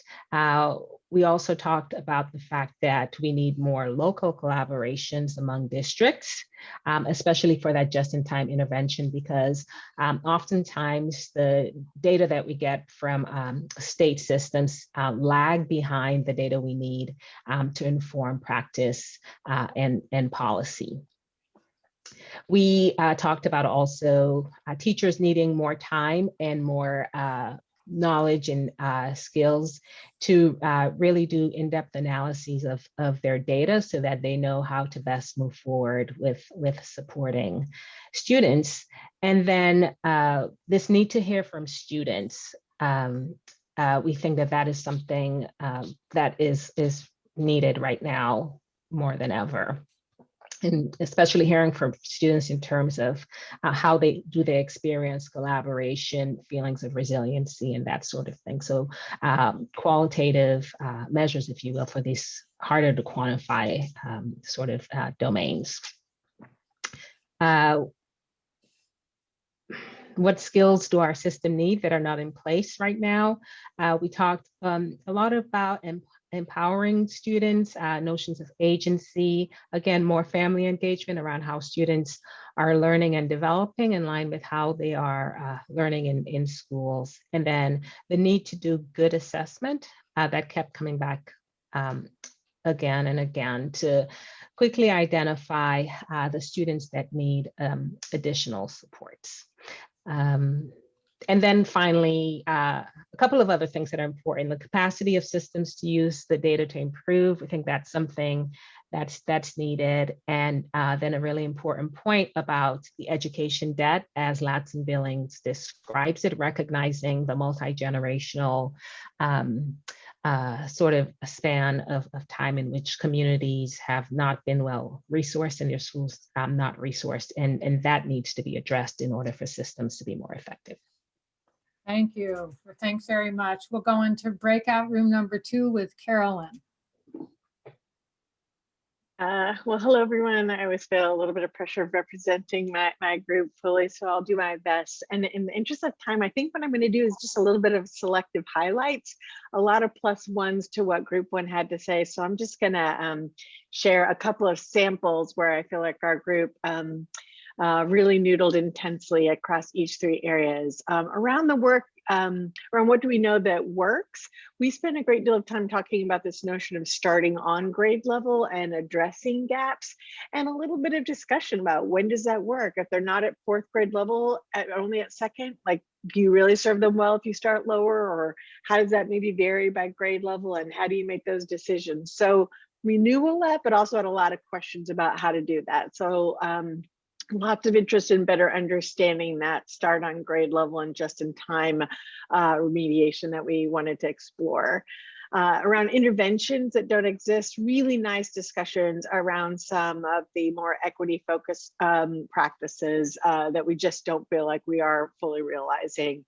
Cultural relevance, ethnic studies, language development, and just, you know, equity focused practices to make sure that we're addressing the different needs of different students as they need it. So needing authentic assessments for that, to understand how to act on it, how to use things like problem-based learning and other strategies that intrinsically motivate and interest students as ways to mitigate learning gaps. If kids are excited and interested, well, they lose sight of those gaps right away and start to fill them in themselves. So lots of questions around those different facets of instruction that might be really important as we're thinking about these learning gaps because they're absent now or just don't have the kinds of tools that teachers need to act on them, even if they want to. And around skills, this is where we had about 30 seconds. So, you know, I'll be shorter here. We're running a little bit of time after the rich discussion, but I want to offer, I guess, two things. A point around, we talk a lot about interventions for students, and just a reminder that teachers often need our support and interventions as well. Are we really offering them the kind of rich and robust professional learning experiences that they need and want in ongoing ways that are focused on the needs of their students? Is that really close to them and their practice and what they need to do? And what does it look like to be more thoughtful there?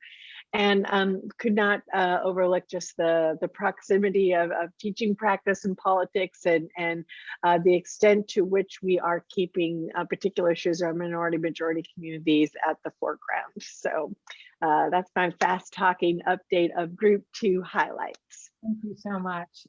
Breakout room 3 with Sarah. Hi, yeah. So I'll emphasize the points just beyond Allison and Carolyn. So for knowing what works, one of our conversations related to leadership and how principals and administrators make an incredible difference. And it's really necessary to bring in leaders who understand the local community so that these leaders can meet the teachers where they are and raise them up in their time of need. In terms of interventions that currently do not exist, one of our conversations focused on social emotional health and developing a stronger research base related to SEL and mental health. And then our group's conversation about interventions and things not in place right now focused on funding. So we talked a lot about that. We discussed that teachers many times are not prepared to meet all of the needs of their students. One comment was that for students with significant needs, money matters. And so we need to have a holistic view of funding across the state of Texas and really figure out how to provide more funding for schools where it is necessary. Thank you. Thank you so much. Group number 4, Melanie. So I'll do the same, a lot of the same themes echoed. I think in the question, what do we know that works and is utilized? Obviously, there has been some investment in 0 to 3, but that was a universally shared opinion in our group that just really double downing on that early investment. Also, just I think Sharon Vaughn brought this up during her presentation, but this idea that we can't expect teachers to close all these gaps by themselves, and this idea of leveraging the students in the classroom to be part of the work. So collaborative learning structures, and obviously educators will need some training in how to use those. And then again, just wanted to say we have a lot of evidence, especially here in Austin, around the value of SEL practice. There was a lot of consensus in our group that the social and emotional wellness of kids dramatically drives academic performance and progress. Under where are the interventions that currently don't exist? One of the things we talked a little bit about was just how do you reach more kids with great instruction. And one things that COVID has delivered is this idea of remote instruction. And so we started to talk a little bit about truly flipped classrooms where we use some educators, they're really good at delivering content to do that part. And then we use teachers as facilitators to really help the integration of that content with kids, depending on where they're starting from. So is there a way to just sort of disaggregate the role of teachers a little bit using a combination of Zoom or recorded content and then using the kids in the classroom. Also, a lot of some discussion about using the practice RPP, attention on family engagement. It's just very we feel under-researched, and too little science of family engagement being applied to practice. And then we also just talked about, there was a lot of discussion around evidence-based practice, but really questions of for whom, and to the extent to which we have to think about diversity as we think about how this research is applied. So factoring in systemic inequities. And then under what skills do our system need that are not in place right now? I think one of the big things we were talking about is just helping the system see itself. We have perfected the skill of, we were comparing it, the fish. We assess the fish all the time, but we don't assess the lake waters in which those fish swim. So we're often centering issues and problems in the children and in their families. And we're not doing enough work and developing the skills and tools to really assess and make determinations about the health of the system. And to Ruth's point in her presentation, there are huge systemic issues to grapple with. And also, again, a lot of concern in our group about the disconnect between research and the ivory tower and practice. So I'll leave it at that. Thank you so much. Room number 5. Yeah, our group had a lot of similar points to groups that came before us, so I'll probably put them all together. But one of the things that came up when we talked about this question of what works well was this concern around the narrative, even with this particular summit and how we're framing it. And so there was some concern about a focus on data points, which we know as academics, we tend to do that, but focusing more on data points rather than looking at the whole child framework. So wanting to look at things like whole child, whole community, the role of the educator. So as we're going forward, wanting to make sure that we don't lose sight that, I talk about this with my class, that we're talking about a system of humans and the reciprocal relational aspects of education.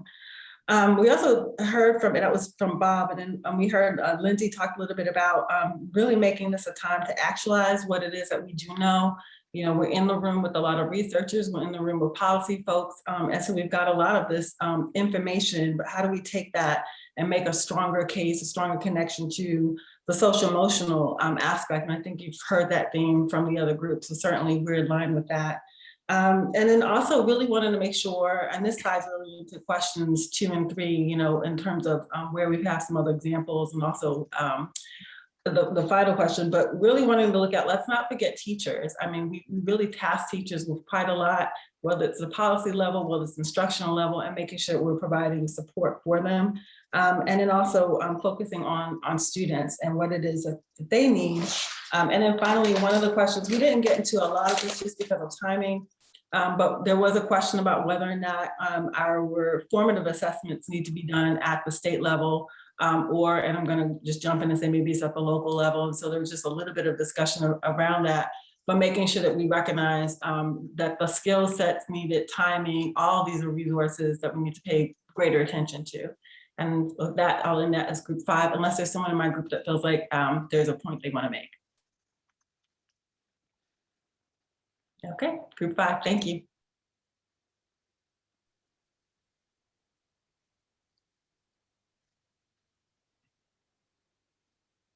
Breakout group 6, Emma. Actually, it'll be me, Veronica. But in our group, we touched a lot on the same sorts of points that the other groups have touched on. So I'm going to try to keep it brief. One of the biggest things we highlighted is being done well, but perhaps could also be done in a more targeted way across other schools or districts, is really that focus on social emotional skills.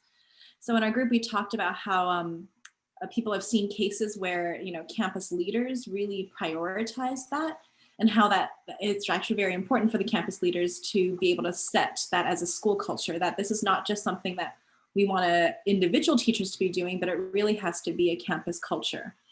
And it's very counterintuitive in a lot of ways, because we want to jump straight into content, but we really have to consider the mindset, the environment that students are in as part of that readiness to learn.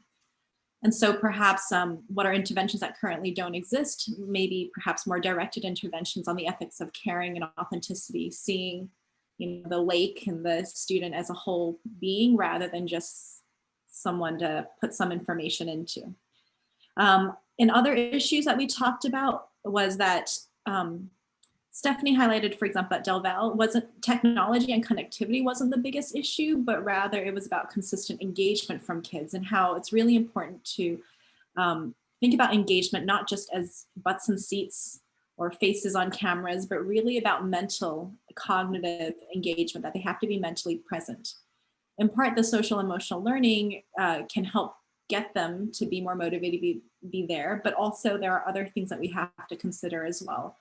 And in part, this may require an adeptness with technology or instructional practices on the part of the teacher. And this is another place where there is perhaps a bit of a training gap. And then the final thing is, one thing that we've noticed throughout this pandemic is that schools have had to be more flexible when thinking about when to capture data from their students, so it's become more of a continuous process rather than snapshots at specific time points. And this is perhaps something that we can carry forward when we're back to face-to-face, thinking about growth rather than just assessment time points. So group 6, please chime in if there's anything else that I missed from our conversation. Thank you very much. Breakout group number 7, Joan. Thank you.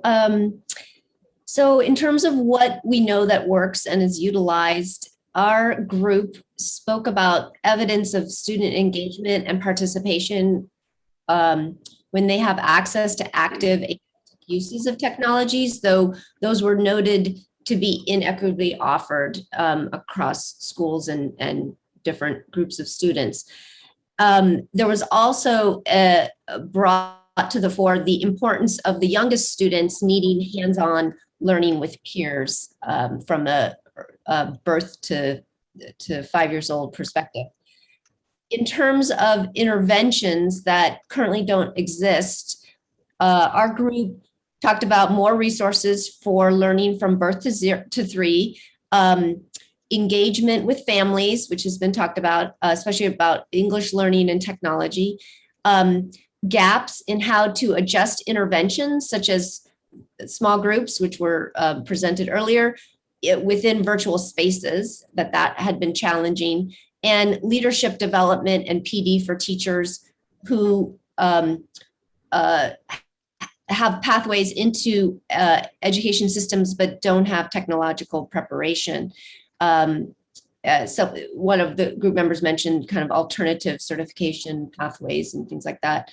In terms of skills that were missing, our group, interestingly, they all focused on teacher skills. So we had teachers' knowledge and of pedagogy with technology, and Dr. Rodriguez really emphasized adaptive knowledge, not just the survival knowledge that maybe teachers have been developing across this past year. Teachers' abilities to examine and dissect multiple sources of data, because more and more different assessments are needed to really understand students' needs. Skills to look across grade level curricula to be able to serve potentially new cohorts of children with broader age ranges. And that's reflective of some of the early ideas shared. So that's it from us. Thanks so much. Thank you. And last breakout group number 8 with Melissa. Hi, thank you. I've enjoyed listening to these share out so much, and the range of topics that were addressed. We really focused in our group on research partnerships following Dr. Turley's address. And we talked a lot about really the questions of who are included in these partnerships. How do they include community members, teachers' voices, students, as it's been said before, as well as researchers, practitioners, and district partners, policymakers. So if we have these really strong research partnerships, we know that we might make some real progress right now. one of the interventions under the topic of what interventions don't currently exist, one thing that came up was that we often rely on outside vendors to provide us with the data that drives these research partnerships. And we talked a lot about bringing that development of assessment measures and accountability measures into the project and as co-constructed by these partnerships as a way to bring a little bit more sharpened focus. And as Dean Martinez noted, more nimble ways to continually assess where we are in terms of the different projects that we're working on. And finally, I'll just mention that in terms of teacher knowledge, it was pointed out in our group that teachers are often given interventions to use in the room or told this is the best practice, but are those teachers really brought into this process early on and centered in terms of their experiential knowledge and what they would bring to these partnerships? So we're really excited about the idea that the discussions might turn more to these ideas of what these partnerships might look like and how they might be funded. Thank you. So I hear we just had a 9th breakout group. So if the discussant from the group number 9 could share, that'd be wonderful. That's me. Oh, And thank you. So the first thing is every group seemed to identify something new, which was really exciting. And I thought, okay, I still have ours that's new. And then Melissa, you hit it. So I'll just kind of give our 3 big takeaways. One was we did emphasize the conversation about the research practice policy partnerships and the importance of that. One of the different angles we took on it was, is there an opportunity with TEA's emphasis on lesson study in the schools that are engaged in that? And since that's a sort of action research model, to kind of combine those 2 efforts together in the future. Something else that we wanted to emphasize was we know the investment in high quality preschool education is really important. And so we wanted to say that we think we need to continue to focus in that area. And then we also were plus 100 on all the evidence-based strategies that were shared this morning, but also requested that the evidence base on SEL practices be presented in a manner similar to how we looked at what we looked at in terms of literacy and math. And finally, we're very supportive of the power of rigorous curriculum, but at the same time, just handing it to teachers is not going to change practice in school. And in particular, the curriculum-based professional learning that accompanies it begins and needs to focus on the equity aspects as well as shifting teacher beliefs.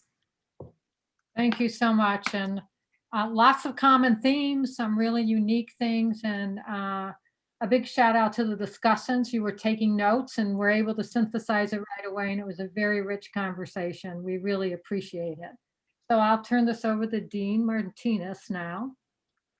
Sort of an impossible thing to try to integrate across those, but it's incredibly exciting to hear.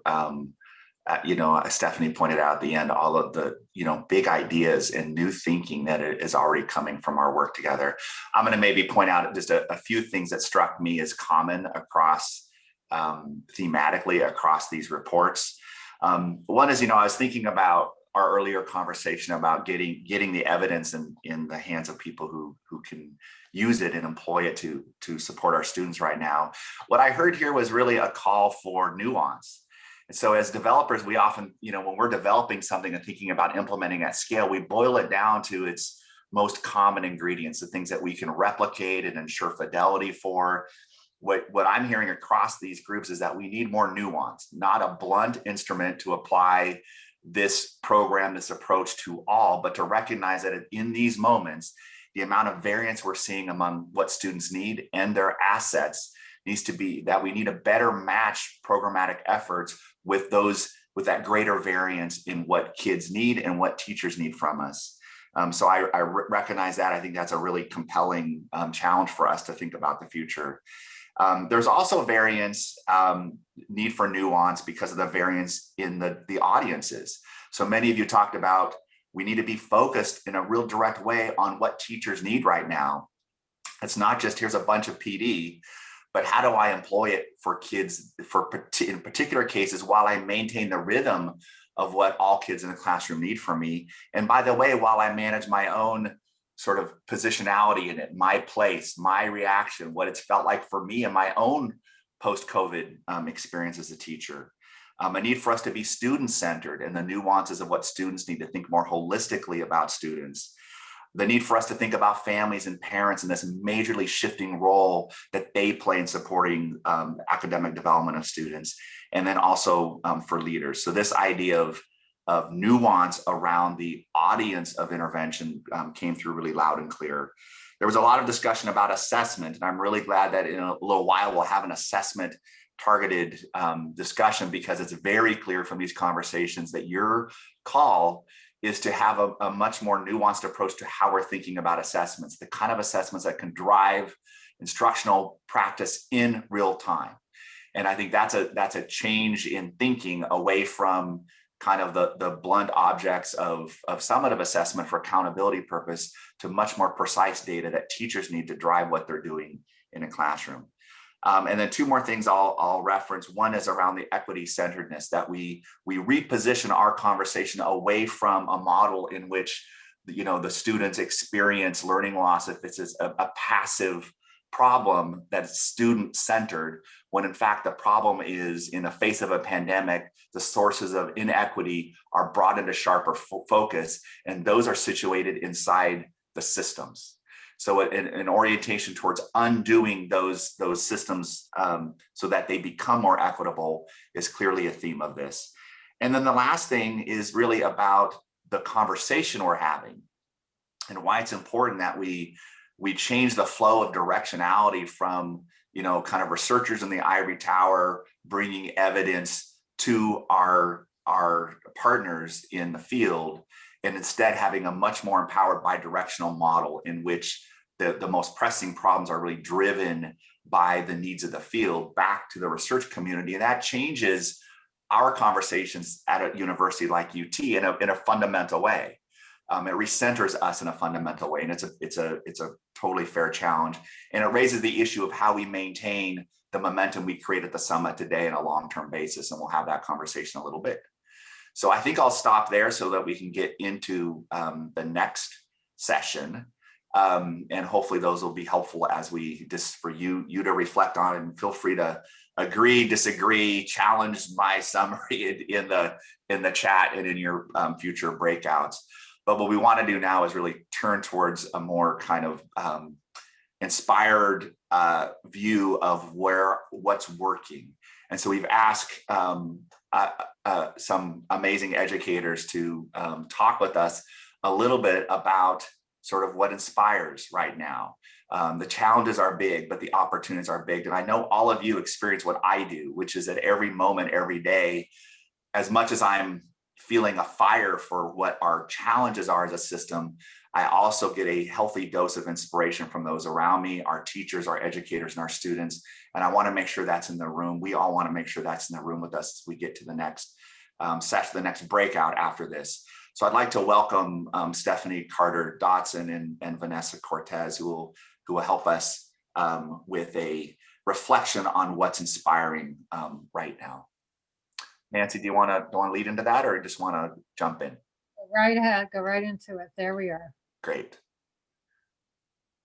Welcome, Stephanie. Hi, thank you so much for having me. I'm Stephanie Carter Dotson, Director of Literacy with Del Valley ISD. And I'm going to talk a little bit about how we have managed to prioritize intervention during this pandemic year.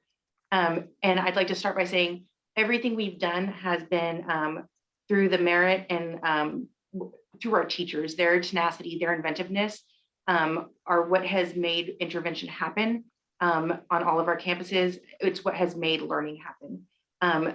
And so it was never a question of whether or not we were going to prioritize intervention, because our superintendent, Dr. Tully, has an unwavering focus on literacy and biliteracy, with the goal of every first, third, and fifth grader reading on grade level. And so it was always just a matter of how do we do it now during this time? And advance the slide, please. So our initial response following the pandemic really facilitated movement into a tiered model, because we started with a mass distribution of technology following spring break last year. And we immediately started with teacher training so that all of our teachers began live instruction by April of last year. So by the time we came into this school year, all of our students and teachers were familiarized with what remote learning looks like, how to interact on the different platforms, and several tech tools. As we were looking at our planning for 2021 over the summer, of course, we were realistic about the obstacles that we were facing, but we still held true to our district compass and the best practices as our roadmap. And so everything we do is always student-centered and with the PLC model in mind, with teachers making those decisions around student learning. And the most important parts of that are our aligned behavior plan with social emotional learning and restorative practices, our aligned curriculum, our aligned literacy plan, and then our district-specific responsive teaching strategies, which are based specifically in our high percentage of English language learners, and all around developing student oral language so that we can, again, build student literacy around that. So in our curriculum writing this summer, our curriculum is written by our teachers using longitudinal district student data.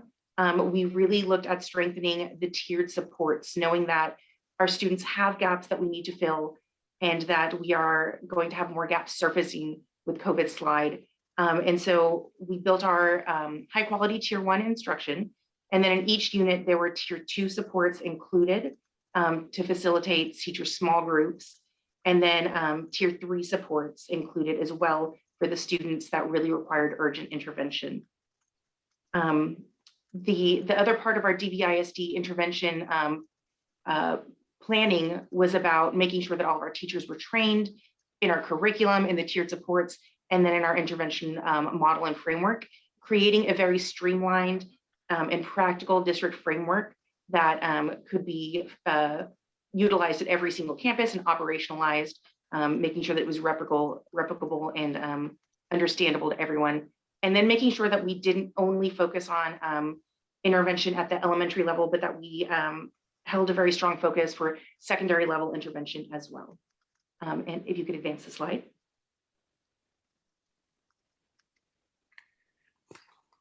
Thank you so much. This is a snapshot of what our intervention framework looks like. And this is how we originally facilitated the understanding for each of our campuses and each of our teachers in how to approach intervention. And the idea here was first to have a very clean framework for how we proceed with identifying students based on our universal screeners, and then what it looks like when students are making progress or not making progress. And what this did was it took out any ambiguity, because I think a lot of times teachers are told what to do, but not how to do it. And our teachers will always ask, well, what does that look like? And what do you want me to do? And so even at per grade level, we provided guidelines for what your first steps of action are for students who are falling below the 40th percentile. This is where you start with your tier 2 instruction. This is where you design your small groups. These are some of the resources that you can use in this model on the right. It's specifically for our literacy intervention. And then if you advance the slide, please.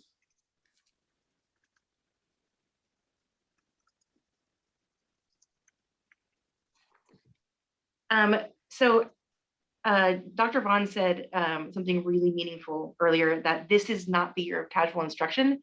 And if I could retitle these slides, that's actually what I would retitle them, because that was our focus. This is not the year of casual instruction. This is the year that more than ever, we have to identify gaps, we have to close gaps, and we have to just bring our A game.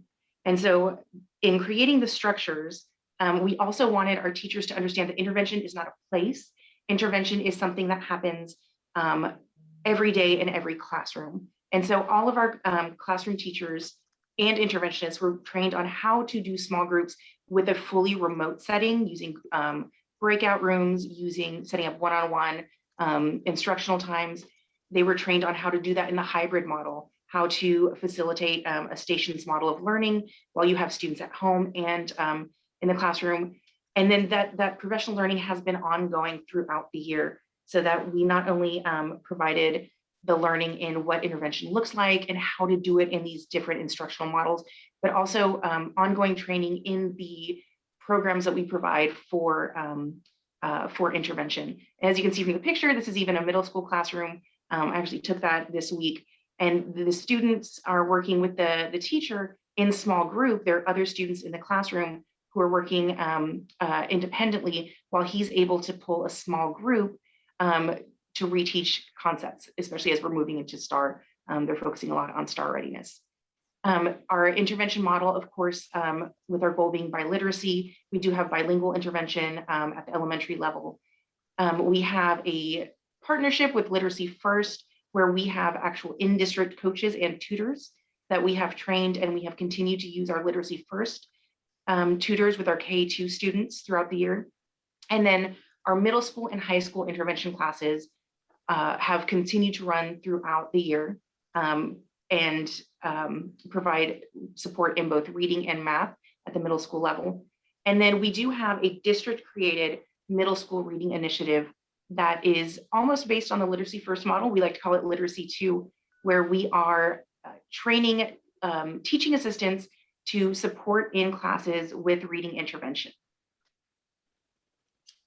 And so all of this is to say that it's all about the application and having the framework, and then having teachers who were willing to jump in and innovate and take programs and problem solve what it looks like to take materials and digitize them, and what it looks like to persist through difficulties with Google Meets and all of the Zoom fails, is what has made this really successful for us. Thank you so much for having me.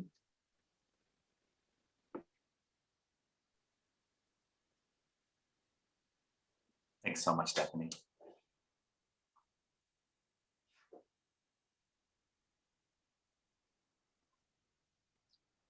Welcome, Vanessa. Welcome. Thank you so much for having me. I'm Vanessa Cortez. I'm a bilingual reading interventionist in Laredo, Texas. I've been back home in Laredo for 3.5 years. I was previously, I worked at the Meadow Center for Preventing Educational Risk for 10 years on various reading intervention studies. And I decided to come back home and bridge that research into practice. So I'll talk a little bit about what works and what inspires myself, my students, and my families, not only during COVID time, but in my 23 years in education. So thank you so much. Advanced slide, please. As you could see in the first slide, and there he is again, this is Wolfie. Wolfie is my assistant in intervention, and he is the biggest motivator. So everyone needs to get a Wolfie. So what works? What I'm finding that works is knowing our students well. And what I mean by that is the whole child, not only looking at informal assessments, looking at what's going on with them, right? Checking and connecting, getting to know them and their families. And right now during this time, we really need to look at various sources of assessments, because we have found that some of the assessments that the children are doing at home, they do get help from their families. And so we really have to dig deep. And then the other part being collaborating with our colleagues. We work, since I'm the reading intervention teacher, I focus on 1st and 2nd grade students, and I work very closely with the teachers, our administrators, and we know exactly who is having difficulties, what their strengths are, and we really dig deep to get them the interventions they need. So the next point is setting students up for success. It's getting those evidence-based practices that Dr. Vaughn was talking about earlier, and really bridging that research and putting it into practice. And we're seeing that impact in student achievement. Small group instruction. I'm very lucky that I have 7 groups of students a day, and I have 3 to 5 students in each of the groups. What was happening in our classrooms is that teachers at the beginning were saying, I need small groups, but it's just so hard to navigate with our Google Meet. And so now they're incorporating breakout rooms, and they also have morning intervention, small group instruction, or afternoon, and they've seen a difference. So small group instruction really does work. The other point here is explicit instruction with modeling, especially for students well, for all students, but the students I serve have reading struggles. So showing them, what are they going to learn? What does it look like? I model, Wolfie models, really setting them up for success. And then that systematic instruction, we're going. It's rigorous, but there's steps to follow. And then the scaffolding. They need a lot of scaffolds at the beginning, and we slowly take them away. But I want them to understand, what are they learning? Why are they learning it? And this is how they're going to do it. Multiple opportunities to practice and respond in various ways. This has been really fun. Through our Google Meets, I gave them all whiteboards. The parents came, they picked up their whiteboards, their markers, they have journals. And so we're doing spelling routines. They pull it up, they show me. We also have Nearpod, which is an innovative technology piece that our district brought in, where all students then are able to log in and show their understanding of certain concepts. So that's been really neat. So just that multiple opportunities to practice, to read. When they come to me, they read every single day. Immediate and corrective feedback, key. We need to see it. Let me see it. They all put it up. Okay, let me see how you spell that. Oh, I'm noticing that you're missing the medial sound, or you have the ah instead of the ah. And so giving them that immediate corrective feedback, having them fix it, showing it again, we're building confidence, we're building their self-esteem. This is about becoming strategic readers and really loving what they're doing, with those positive affirmations as well. And the last on this page that really works is incorporating engaging, differentiated materials and assessments.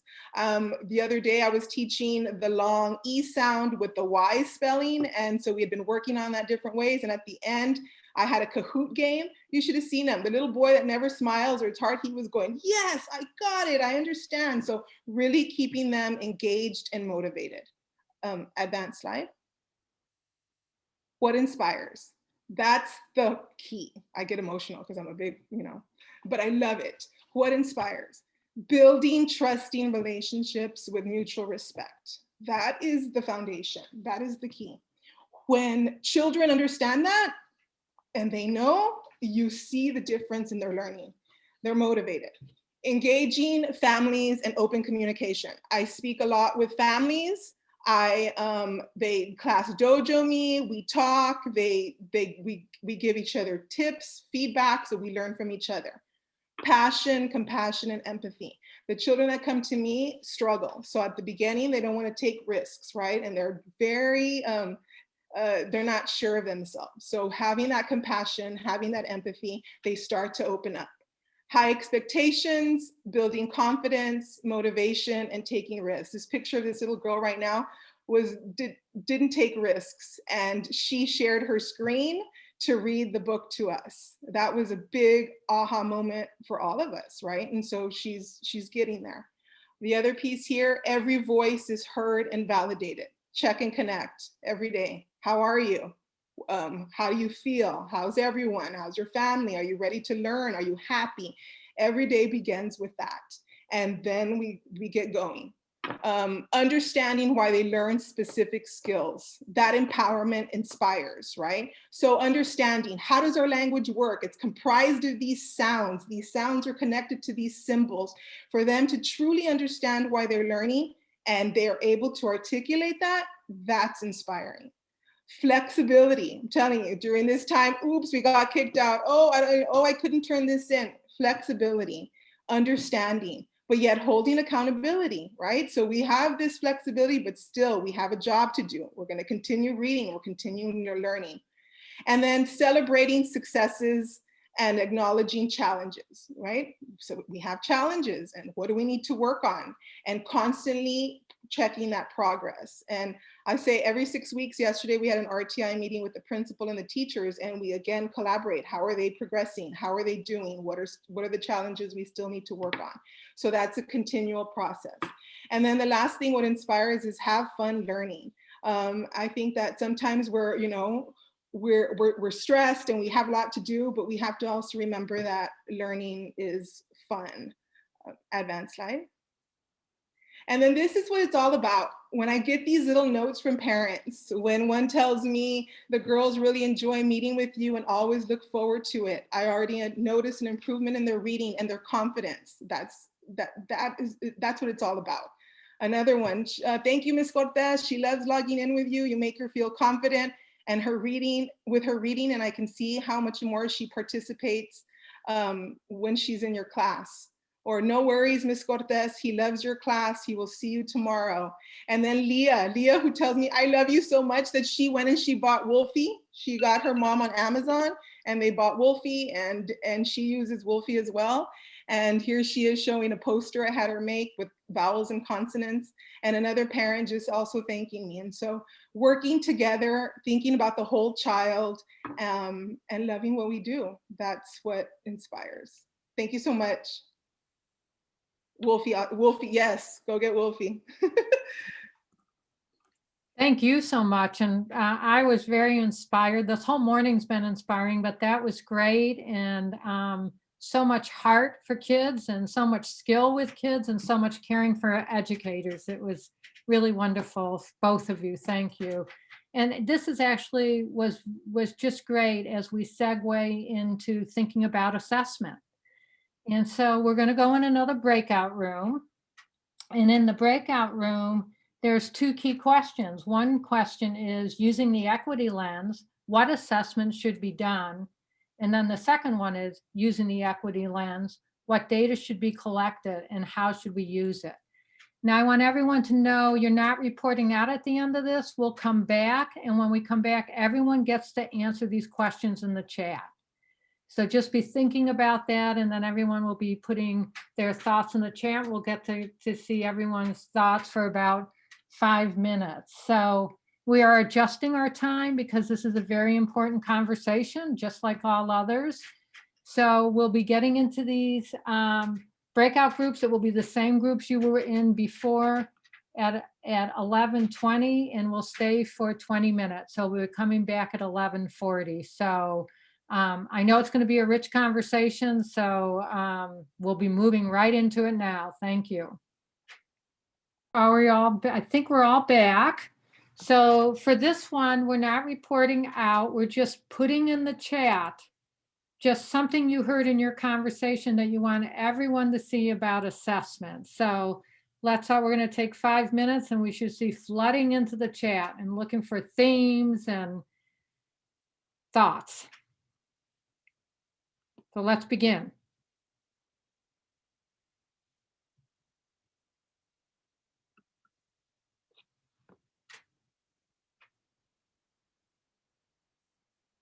Yes, not creating shame in learning loss. Importance of student voice.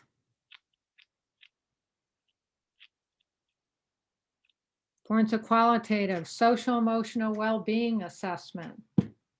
Student needs assessment.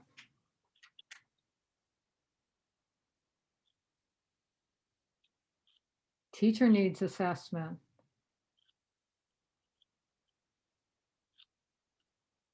Academic assessment that identifies assets and needs. Community health, family health, well-being assessment.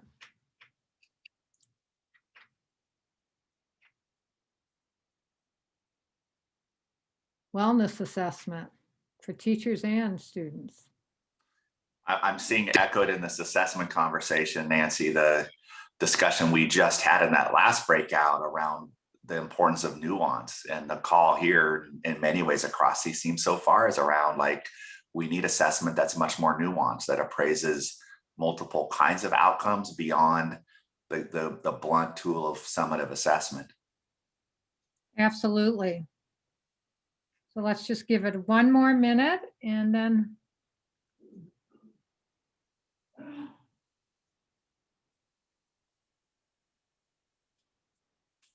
Okay, and people can just keep putting it in the chat as I talk, but now we're moving into the area of mapping the way forward. There's been these great conversations, lots of good information, lots of good conversations, lots of big ideas and lots of common themes. And now what we're going to do is we're going to go back into breakout rooms, and in these breakout rooms, given all this conversation, what are your recommendations? And just know we'll take these recommendations, we'll synthesize them, we'll work towards a position statement around them. So this is when we get to put it together so we can move forward. So you are going to have until 12:20 in your breakout rooms. And this time we will have people report out again. So we have had a reduction in the number of groups. We're down to 7 groups instead of 9 groups. But what you'll be reporting out is what are your recommendations given everything we've heard today? So if I can just ask for, as you think about recommendations to help us sort of create this, position to roadmap the future, talk both about what the specific recommendations are, but also what structures should be in place to carry them out. If we have recommendations, but not a way to follow through or create accountability or monitoring by a group of champions, by whoever, all it is a document. So think both about the recommendations themselves, but also the structures to reinforce how to champion the recommendations. So that would be helpful for us. okay, let's get in our groups and start making our critical recommendations. I'm going to just get us ready to go into our groups. And then Charles, if you have a comment after, that would be great. So we're going to go to group number 7, Joan. All right. So we had a real vibrant discussion, and I want to highlight, I think I'll do 2 of the recommendations out of the ones we described. And so those 2 were to rethink academic screeners and wellness and trauma-informed screeners. In terms of academic, we talked about this question of being able, what should students be able to know and be able to do per grade level, and what is the baseline, and having to kind of look at vertical alignment yet again, and have that facility of understanding where students are. And in terms of wellness and trauma, really that this isn't, we need to have a continued focus on this to understand, and this is for both PK-12 students, pre-K-12, as well as the teachers. Group members shared, situations where students have lost both their parents, teachers have lost loved ones and family members. So we need to be understanding how these kinds of experiences are going to have special needs across time. So in terms of structures to make these happen, we talked about development or redevelopment of research-based screeners, having those be identified for districts who don't have them, funding for them, professional development on how to implement them, and also funding for more human help with these, with the screening processes and the interventions that may result out of the work, the identification of the needs, and partnerships playing a role in the implementation of these. Thank you. And we'll go on to breakout group number 6. And I don't know if It's Veronica. Hi. Okay, great. So we have essentially 4 main things. The first one is that we've always known that we needed to individualize teaching, but the pandemic has hyper-focused that need.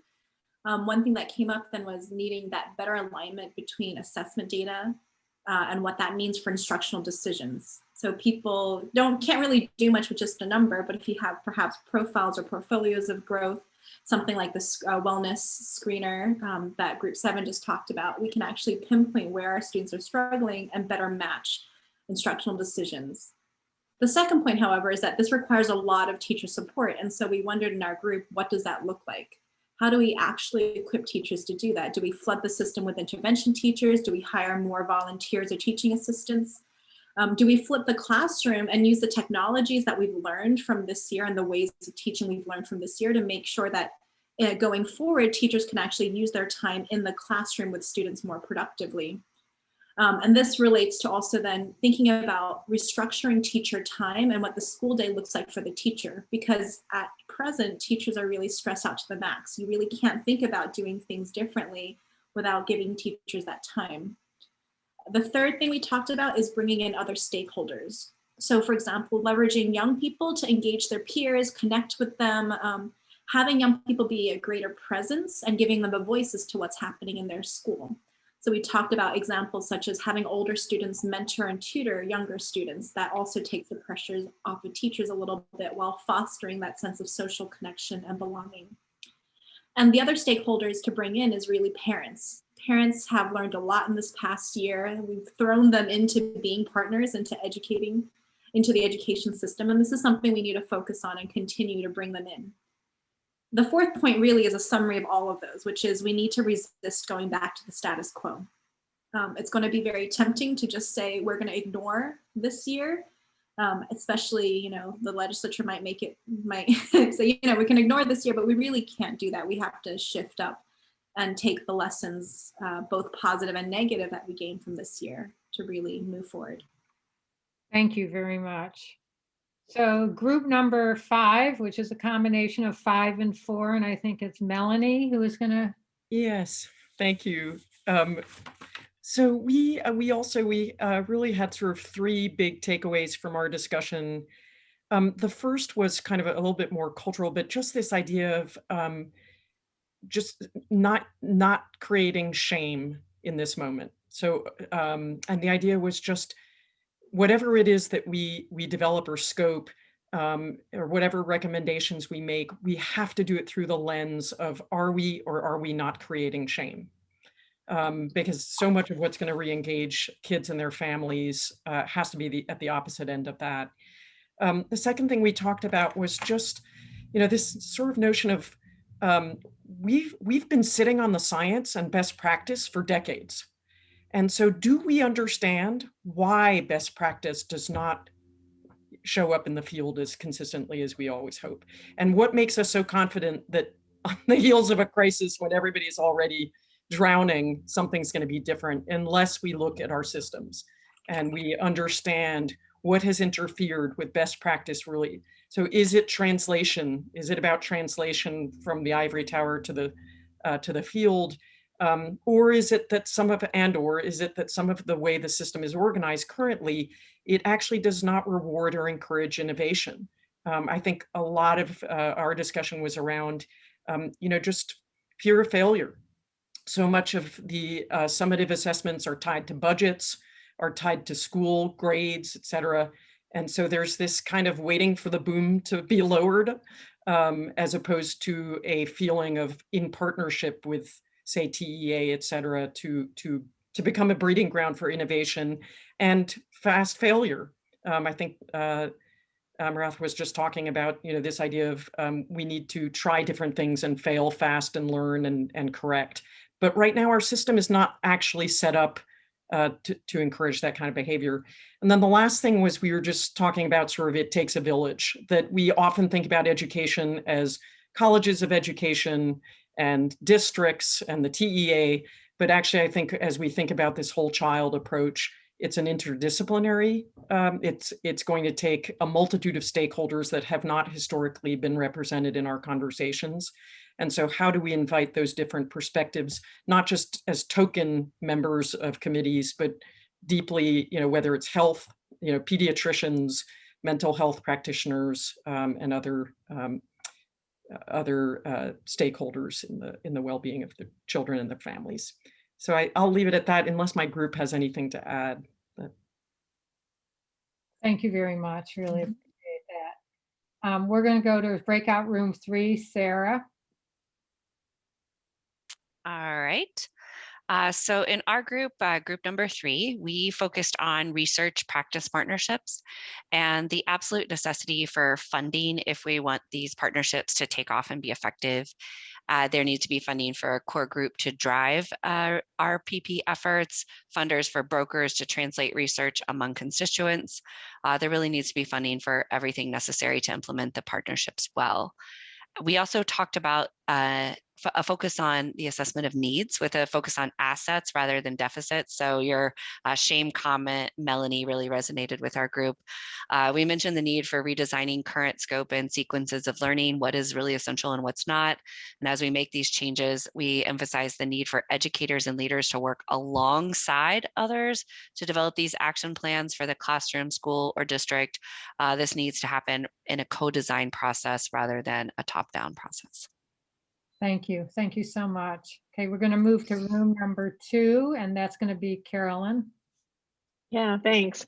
This is probably this is my hardest, I think, reporting out maybe ever, but certainly today. I began the discussion with something very practical, like we need more tools to help monitor and adjust instruction in real time. But my group was not having this incremental progress and wanted to talk about much loftier things, about really just transforming schools and systems. And so these might not seem like immediately actionable recommendations, but I feel like we should be holding ourselves to some of the ideals.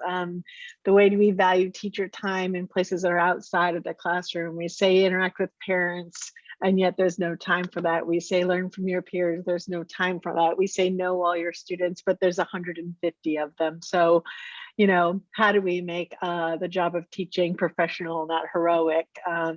Talked a lot about how so many students progress through the system, whether they are on grade level or not, and how do we avoid that, but yet also also avoid this notion of failure. What does it look like for students to move through on their time, in their way, and succeed in the things that excite and interest and are relevant to them?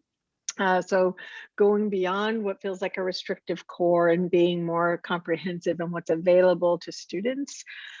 Talked a lot about the need to just fundamentally rethink how teachers are prepared in preparation, as well as once as professionals, really acknowledging how implicit bias and the lack of culturally responsive pedagogy is undoubtedly at the core of some of the learning gaps that we often strap to the backs of students, and really ask ourselves about how the adults in the system are inadvertently or not contributing to and perpetuating those, and what would we need to do differently in terms of how we support and prepare those adults to get to different outcomes, which also raised the question of we have too few Black and Latino teachers, as well as too little representation of Blacks and Latinos and other gender and ethnic groups in books and curriculum and day-to-day experiences.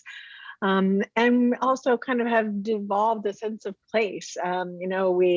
We students live in a place, in a community with resources and needs and interests, and how do we help prepare them to be citizens of the world by first helping them feel as prepared within their own community and context, and that they are valuable and important contributors to the problems there that will eventually help them support bigger problems of our world. And that might also help us in our efforts to grow our own educators. How do we have people from within their community want to stay and return and invest in growing that community as educators themselves? Also struck by just the need, it's not just what's happening in the schools, but what about pre-K? What about helping parents, once they've got a child, once in that age 0 to 3, what supports do they need so that when a child approaches pre-K and school time, they arrive ready and supported and connected to their school system, knowing that it's ready and waiting and supporting them. So anyway, that we were the big dreamers and the big vision folk, and we'll leave it to D. Martinez and his colleagues to resolve all that for us. Big thinking. So we got 2 more breakout groups. One is room number 1 with Allison, and then we'll finish with Melissa. So, okay, I was unmuting myself. and going to the Google Doc. So it's nice to come at this point. Lots has been has been mentioned that our group talked about. We focused quite a bit on assessment, and one of our recommendations has to do with this sort of assessment audit, and with the lens of thinking of what assessments are we currently using? Are they serving their purpose? Are we using them in real time? How are they being used, and by whom? Is it being used for quality improvement by teachers and districts, or is it being used to label and shame? And so Yuri brought up some studies that actually showed that reducing assessment actually helps increase the time that teachers have to spend on instruction, and students get to spend on learning. So that's one of our recommendations. We also talked about research to practice partnerships, and we thought if done well, those can set up some positive feedback loops and also create accountability outside the schools. And then we talked about, well, where should these be situated? We came back to thinking about communities and issues of power among, let's say, researchers and family members or community groups, and that perhaps community groups or settings provide a more neutral setting to welcome both university partners and other partners as well, so people come feeling like they're on equal footing and are ready to work. And then I think the last one I'll share is a recommendation around doing more of networked improvement learning. So we talked about improvement science research, if you will, but learning from the practices of schools and districts that are doing well, that share the same characteristics of schools that may not be doing as well. And so how do we create these collaborations among schools and school districts? Again, not positioning the schools that are not doing well based on a measure such as standardized testing as being the ones who are there to be taught, but recognizing that they are also doing things that are successful that can also help improve the other schools and districts that are part of the network. And finally, we highlighted the idea that there's quite a bit of research on network improvement learning from other countries, and we could do well by looking to some international research to help support that work in Texas. Thank you very much. And now we'll go to Melissa in room 8. Okay, I'm going to be brief because so many things that we talked about have been shared. We did talk about our, our imaginings for a partnership that really tackles the broader equity issues that are at play that have been brought up today, as well as focusing on assessments and interventions that might accelerate learners who we've identified as those that we care about very much, very deeply. We also talked a lot about valuing the expertise of teachers and school leaders who have been doing amazing work on the ground this year, and really trying to understand what they've been doing and what has been working, and then also what supports they may need in order to continue to do that work. That led us to talking a little bit about the pipeline. As a teacher educator, I'm always thinking about how to bring more people into the profession, and so I think what we know is that this is going to be a all hands on deck kind of situation. And so we need to really concentrate on building that pipeline. And then finally, in terms of policy, we think that if our universities and partnerships can design these innovative solutions, that we will, if we don't, then others for-profit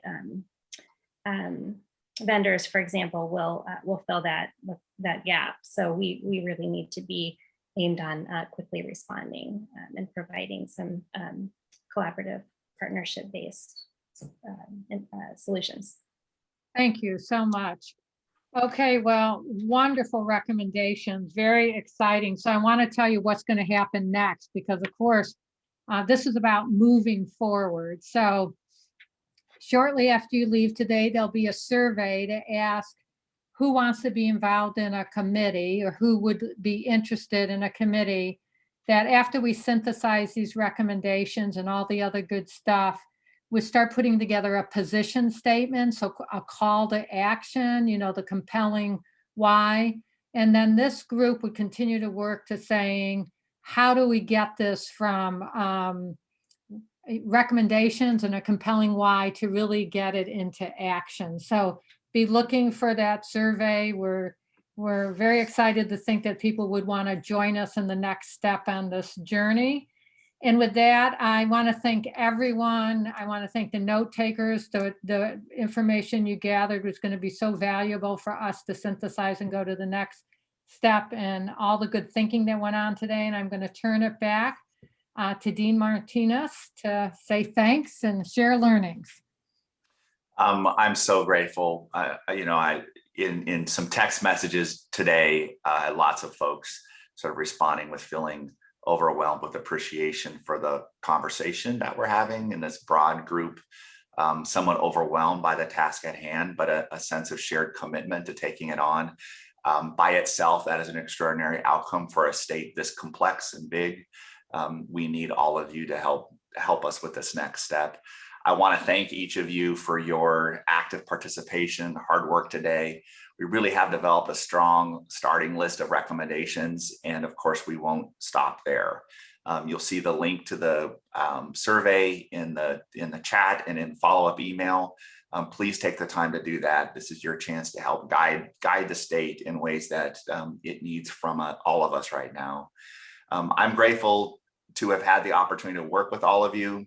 It's extremely gratifying to know that in such challenging times, so many of you are committed to the well-being and success of our children in our school communities. And I want to just end with I'm going to quote one of my dear colleagues, Mark O'Reilly, from a breakout session that I did not attend, but I think it's a great way to end. Hopefully Mark is still with us here. But in that breakout, someone asked the question, what makes us think that post-crisis things will be any different? And Mark, who's our department chair in special education, said, I see this now as an opportunity that shakes the ground underneath us to create real change. And I think that press that he expressed so eloquently in that quote is something I really resonates with me, and I think so many. So I'm glad Mark's highlighted on your screen now, and Mark, thank you for that pearl. We got lots of incredible pearls of wisdom in the chat in your comments today, and I'm very enthusiastic about the next steps. And again, we need all of you. So enjoy the rest of your day. For those of you who are about ready to take hopefully a little break during a well-deserved time for a break, we wish you rest and rejuvenation during that break time. And we'll be in touch. Thank you all.